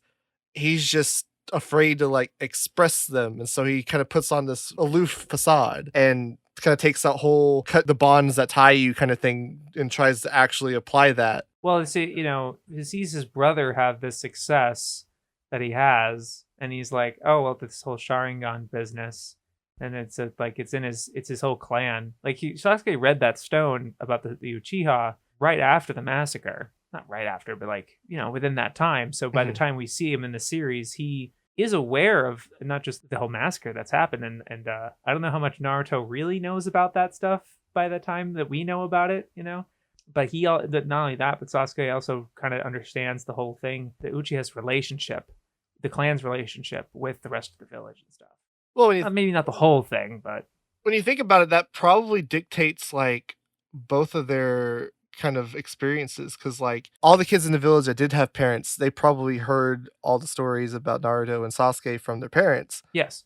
Sasuke and Naruto don't have parents, so they didn't hear those things, so they're completely disconnected from those, so they don't have those. Yeah, like Naruto literally didn't know why people were alienating from him. Right. They thought he thought it was just something he did, or he didn't understand the reason. And he probably wouldn't know why they were doing it to Sasuke either. Yeah. So it's like, it makes sense, like in story and context of the universe, it makes sense. It wasn't until watching One Piece do I really get this thing unlocked when experiencing media, where there's a difference between what the audience knows and what the character knows. And that sounds super basic, like, yeah, no shit. But like, it's really interesting how there are countless examples and situations with One Piece where the characters that we know and love have no idea about a lot of this stuff that happened, or have never met these characters before, or haven't heard this story or anything like that. It really resonated with me because of the way Luffy treats with Arlong in Arlong Park, where they're like, "Don't you want to hear Nami's tragic backstory?" He's like, "No, not really. I kind of don't give a shit." And he's like, "Where are you going?" "Not here. I'm just walking that way." He's like, "I just don't want to hear it." Not out of a squeamish or anything. He doesn't care. And I love that about him. And it makes that moment where he says that he'll help her so much more powerful, which is like, that's the scene that's kind of shared a lot, is memed a lot, and I knew about it through cultural osmosis. But what really landed it for me was that I had no idea that, like, when she says, "You have no idea what's going on with me. You don't know what I'm going through right now." And he's like, "Yeah, I don't." It's true. He doesn't. Yeah. We're given the entire backstory, which is so awful. And now this like incredibly pivotal moment's happening where her whole village is basically walking over to get slaughtered to try to help her. And they're going to get fucking bodied. And she can't do anything about it. And he walks over and he's like, "Hey, what's up?" And he's like, "Fucking, you don't know anything." And then she just breaks down. And he's like, "Help me," and has never asked for help at all, ever.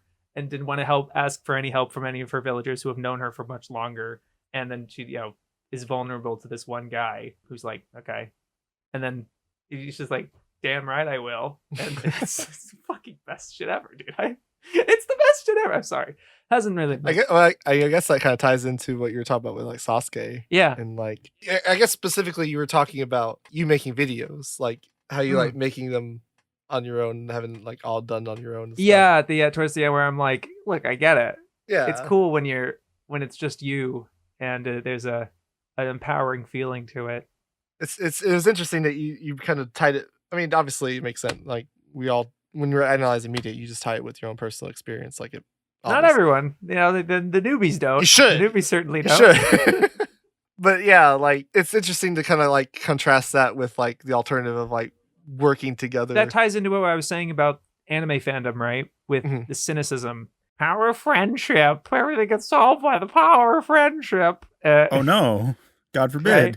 It is funny, especially I saw a tweet at one point where when the Kinnikuman remake was announced for that's being made by Toei. We assume it's a remake. I don't know if it's a remake or a continuation, whatever. People were quote tweeting and being like, bro, they're gonna lose their minds when they find out that the power of friendship is a literal concept in Kinnikuman that gets taken away at one point, and they can't physically win because the power of friendship was physically stolen from them. That is awesome. It's so funny. And it's like, wow. And it's like, well, yeah, Shounen Jump teaches these values for a reason. Definitely doing like this stuff. Like that's something I can definitely appreciate more, like that element of like, because like, when you're younger, you kind of view like, oh, being more independent is better, right? Like being more capable by yourself is better than like having to rely on everyone else. And you can be in those thoughts for a long time, even past childhood. Yeah. It's similar. I hate to, I was going to bring this up. I've said this on Digest where there's the normie introductory fan where it's like everything is awesome, everything's cool and fun, and you get excited by a lot of different things. But then when you get more experience, you get a couple years into you get into this middle bulk elite phase where most of us are in, that are just very cynical and media poisoned. Yeah. And self-deprecating in that phase, right? And you can be stuck in that cyclone forever. Yeah. You could always I know fans like that. And they just get spiral and they either fall out of love with it or they never get better and whatever, they're just delusional. I don't know. But then if you get to the other side, if there's a certain piece of media that just resonates with you so deeply that I get it. And it just kind of breaks that for you. And so it's okay if this thing feels formulaic or silly or cliche or whatever. It doesn't matter. It kind of just matters. It's like, I'm having a good time. I feel like people need to like learn to separate. Like you can be critical of something and still appreciate things about. Like that's part of criticism is both criticizing like things that you think are negative and also being able to critique things that you think are positive. Yeah. Like it doesn't have to all be like a just like a one or the other. Yeah, it didn't have to be a nostalgia critic review. You could do both. Yeah. It's also this idea of media being solved. Yeah. When you're in this bulk phase, you've decided that that's that. And if it's good, if it's bad, it will always be bad. If it's good, it will always be good. Unless you start to think about it and then it can turn bad. And then, because this is what happens with Snob, unfortunately. Because where he likes a certain title and then something happens or he rewatches it or whatever and doesn't like it as much anymore, and now it's shit. Yeah. Even though it did have a positive impact on him at one point. Even when he did like it. I've always been very critical of Snob. I don't want to get too much, but he's basically like the anime equivalent of a couch potato. We'll put it that way. I don't want to talk too much about him either, only because he clearly doesn't, he turned against me, made shitty videos about me or whatever. And even though, like, I was a huge fan of him, and I owe my channel success to him in some way, because when I made my first video, I sent it to him, and he made a video that simply redirected his viewers to my channel and got me my first 100 subscribers and first 1,000 views. Right. Which is such a hard barrier to reach that many YouTubers never hit. Yeah. And that was a really important foot of the door for me. And I will never be hidden or never forget that. I really liked his stuff, and he's part of the reason I'm in as deep as I am. I mean, that's part of the nuance, really, when you think about it. Like, yeah, you can, exactly. You don't have to separate the good from the bad. You can take both and recognize both. Yes, exactly. And you can have a current standing with whatever, with a person or with a piece of media or whatever. My current feelings on One Piece, my current feelings on Anime Snob, etc. And those things can adapt and change over time, because being, I don't know what it is. I want to say polemic, but that doesn't make sense. I don't know where that word's coming from. I don't even know what it means. The fuck? I don't know what it is, but just being stagnant? Being too rigid. Rigid is a good one. Yeah. Like, I always view my favorites as being, which they haven't moved a lot. Immutable. But right. I like my top 100 or whatever. I think of it as very fluid, because like your feelings on stuff that you don't necessarily hold in as high as regard can fluctuate from day to day. Right. And that also infects with like calling something, oh, it's a nostalgic pick. I think there is something to say about like, okay, really reassess that then. I think nostalgia can be a good factor, and it shouldn't just be completely ignored, but also don't let that be a reason that then it's not good. I liked it as a kid. That means it's not good. Right. Right. It's like, no, like, watch it. Like, and it can mean different things to you in different parts of your life. People definitely have like that knee-jerk reaction. Like, I feel like I saw that with Cowboy Bebop at some points with people, where it's like, well, I liked it as a kid, but it's not good now. And you're like, well, what? Bebop's fine. Like, it's great. Even. Right, what are you, high? Right. But like, you feel like you have to like disconnect I need to yourself grow as a your past person. self. Yeah. I need to grow by rejecting. I mean, you can tie that. We can tie it into Naruto, right? Like Obito, like you have to reject your past self to grow as a person. You know, like these are like, sorry, dude, you still want to be Hokage. You still want to catch them all. People have got to like be able to encompass more, like be multifaceted, I guess. Like, you got to be able to like recognize, your experience. That's what taste is, right?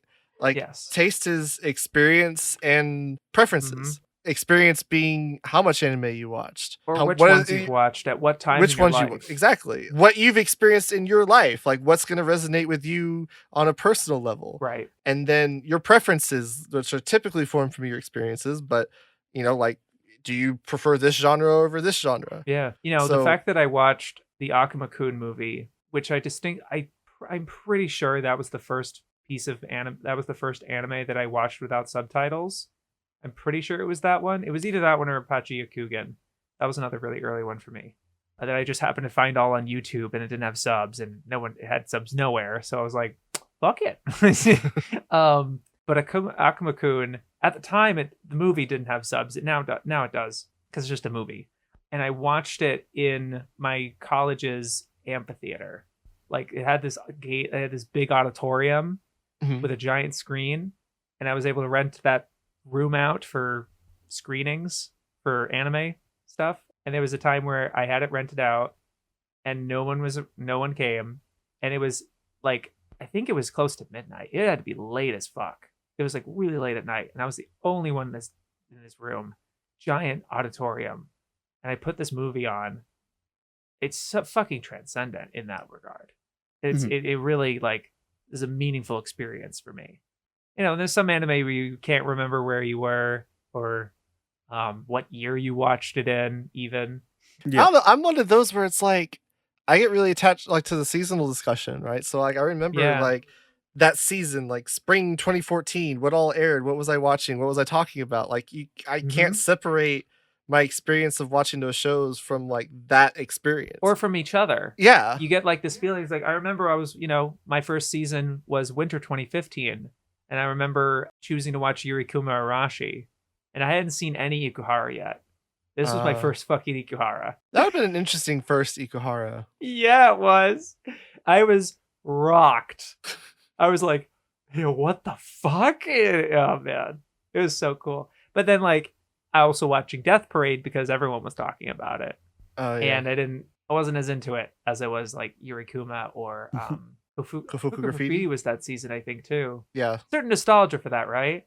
There's also there was a little reminiscent on Twitter yesterday or today, where somebody was quoting how like Konosuba's trash. It's not funny.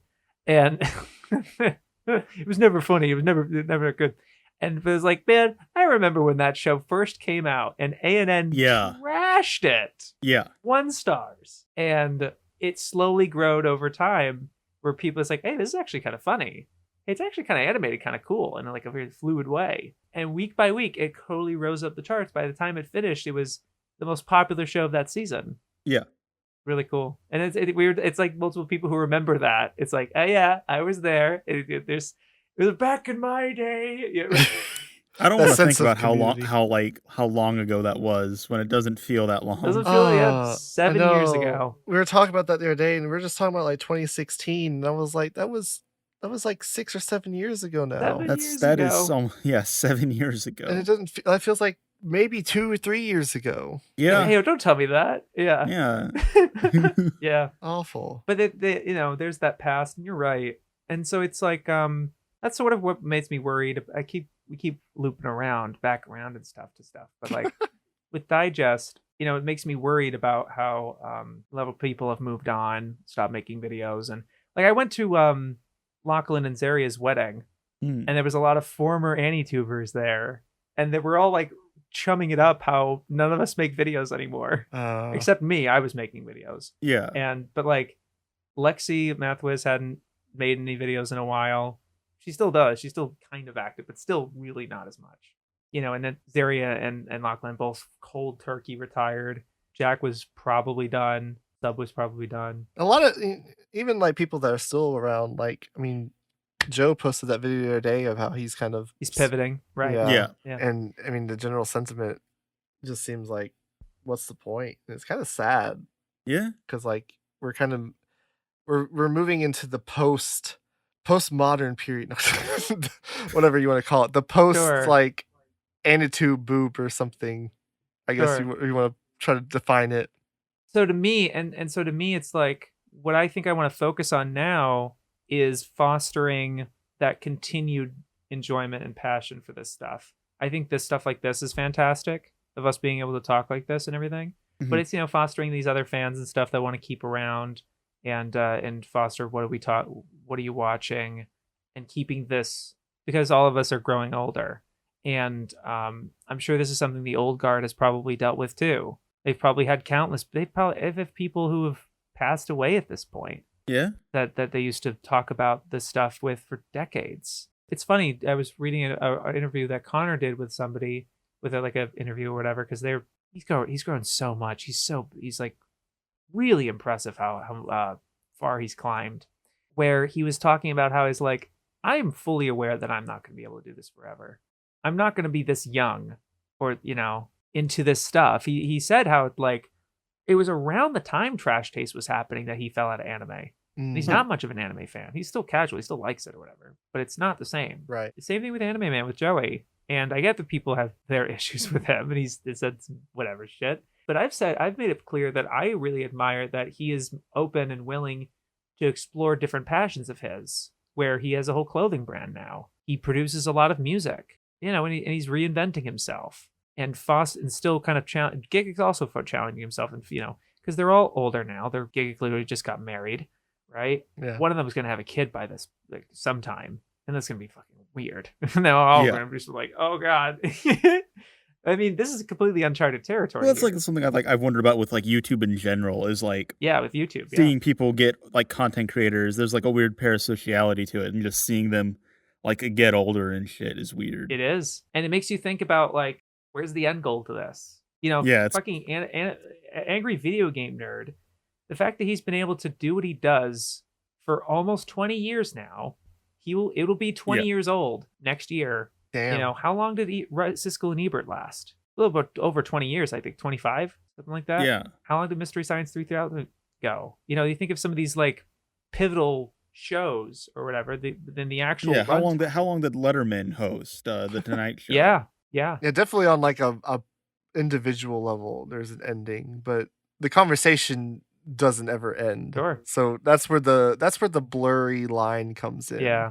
The spectrum. As an individual, it's like, where do I duck out on this conversation? Like, when am I not contributing enough anymore? So it's sort of And that's why I was sort of thinking about with me, despite my size and like relative success, it's, you know, I got a couple 100K videos. That's kind of cool. Yeah. 19K subs isn't something to sniff about. That's cool. But it's sort of like, what's the overall picture and where I'm going, I guess. Yeah. And I'm just kind of happy at this point that I'm still making videos.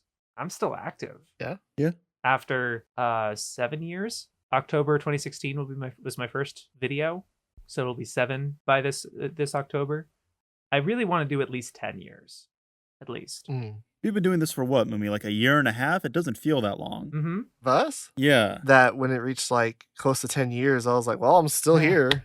Yeah. Might as well. Yeah. I think it's hit 10 years for me by now. Yeah. Like, might as well start talking about it. Right. Yeah. Yeah, and sharing your experiences and stuff. You know, me and Sai, like, at least for me, I can speak for I won't speak for Sai. He can talk for himself, but because he's here. He's here this time. But when I started making stuff, like, it was mainly out of a frustration of like not seeing stuff that I want being said, talked about. That's it. And so, like, it's always like I've always been in a position of like I just want to try to advance like the conversation in like any way that I can. So it's always just been about, you know, the general community. Like before, for the last 10 years or so before I started making videos, it was just me kind of doing anonymously or just as a little avatar or whatever the fuck. An anon. Yeah, just still trying to work toward bettering that conversation. And like now, like I'm doing videos because like it's a good creative outlet for me. Like I realized I needed one. It sustains your own passion for this stuff as well as fostering it for others. Exactly. And like you can kind of start that dialogue and like, you know, we like watching Anitube stuff. To us, it felt like stuff was stagnating a bit when we started making stuff. And like, this is kind of our way. Like ultimately what I would love to do with like this channel is like be able to kind of help smaller creators too. Yeah. Like on the podcast specifically, we've been getting bigger people on, but like at some point I'd love to have like a mix of bigger people and smaller people where you can kind of mix that audience and be like, hey, if you like that guy's stuff, come check out our stuff. If you like our stuff, check out this other guy's something stuff. I really loved, but I don't think it would be possible now, but it was just so chaotic and it was really only something Joe could do. Do you remember podcast? Oh yeah. I did watch the videos he did where he did with like Eye Patch Wolf, Holden, and like Anime Snob. Smaller creators with him. Yeah. I don't know if you could, I mean, you could do it, but it just wouldn't be like that level anymore. Yeah, because like, I think it worked for me, but it also wasn't going to like be sustainable or, you know, going to be big or anything. Right. Yeah. Because by design, it was nonsense. Like they were debating over side projects are. What was the fucking question that Snob would like raged over of like who would win in a fight, 1,000 George Costanzas versus one Sun or 1,000. It was something stupid of like some really absurd question of like who would win in a fight, 1,000 of this versus one stupid whatever. And so I was like, why is this question here? It was just really funny, and seeing the dynamics of the different people clashing with each other who have never talked before by this point, and they're all strangers and stuff. Right. Yeah. It's just so funny, but it's something like that just brings us together, and I don't know, talks about this stuff more and look deeper into it. Yeah, I mean, you know, from Digest, like bringing somebody up like a smaller channel helps everybody. Yeah. That doesn't just help that channel. Like, yeah, it helps them more, like comparably to everybody else, but you're helping like the general conversation, and it's just, I don't know, it's a shame that we're at the point that we are right now in the general sphere. I mean, I was happy to do what I did, and the thing I will take away from it is that like it really got me the attention of like other creators that I wanted. Mm-hmm. I had always really wanted to reach out to them and everything, and then, you know, the drought, the lack of video responses, seeing people talk about your video in another YouTube video is like so surreal. And so I knew how valuable that experience was, and giving that to creators, and several of which who had been making videos for years but hadn't felt that because it was such a long time since YouTube implemented that. And then them responding to it and replying in the comments and stuff is just really great. Yeah, I mean, I can speak from personal experience. Yeah. I was like, we didn't talk before you covered my video. Right. And when you covered my first video, that was like a surreal, like, wow, someone's actually talking, like, and it was valuable to me as like, you know, that was my first video. Like, that was literally me picking up like a copy of Premiere and just making a video that for a month and then putting it out there. I didn't know what the fuck I was doing. And so like having some kind of insight was like, wow, yeah, this is really great. Yeah, like, for sure. And I feel bad that I can't do that for everybody because I wouldn't happen to be interested in their first video or catch them at their first video. There's a lot of YouTubers that come up that I had no idea about and I'm late to the game sort of deal. Right, yeah. And I don't know, they're generally those, oh yeah, I've just done another video or something and I'm not up with their thing. I'm still able to cover new people, which is nice, but it just sort of like, I guess there is something about the tedium of it, saying similar things. I think partly for me, it's like, I just didn't feel adequate.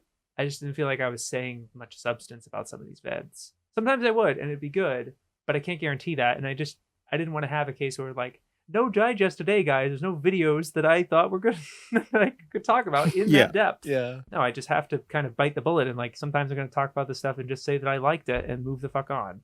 And I know that that's still valuable to some people, even if it doesn't have that much depth to it. And it's, right. You know, that was always just a personal gripe for me.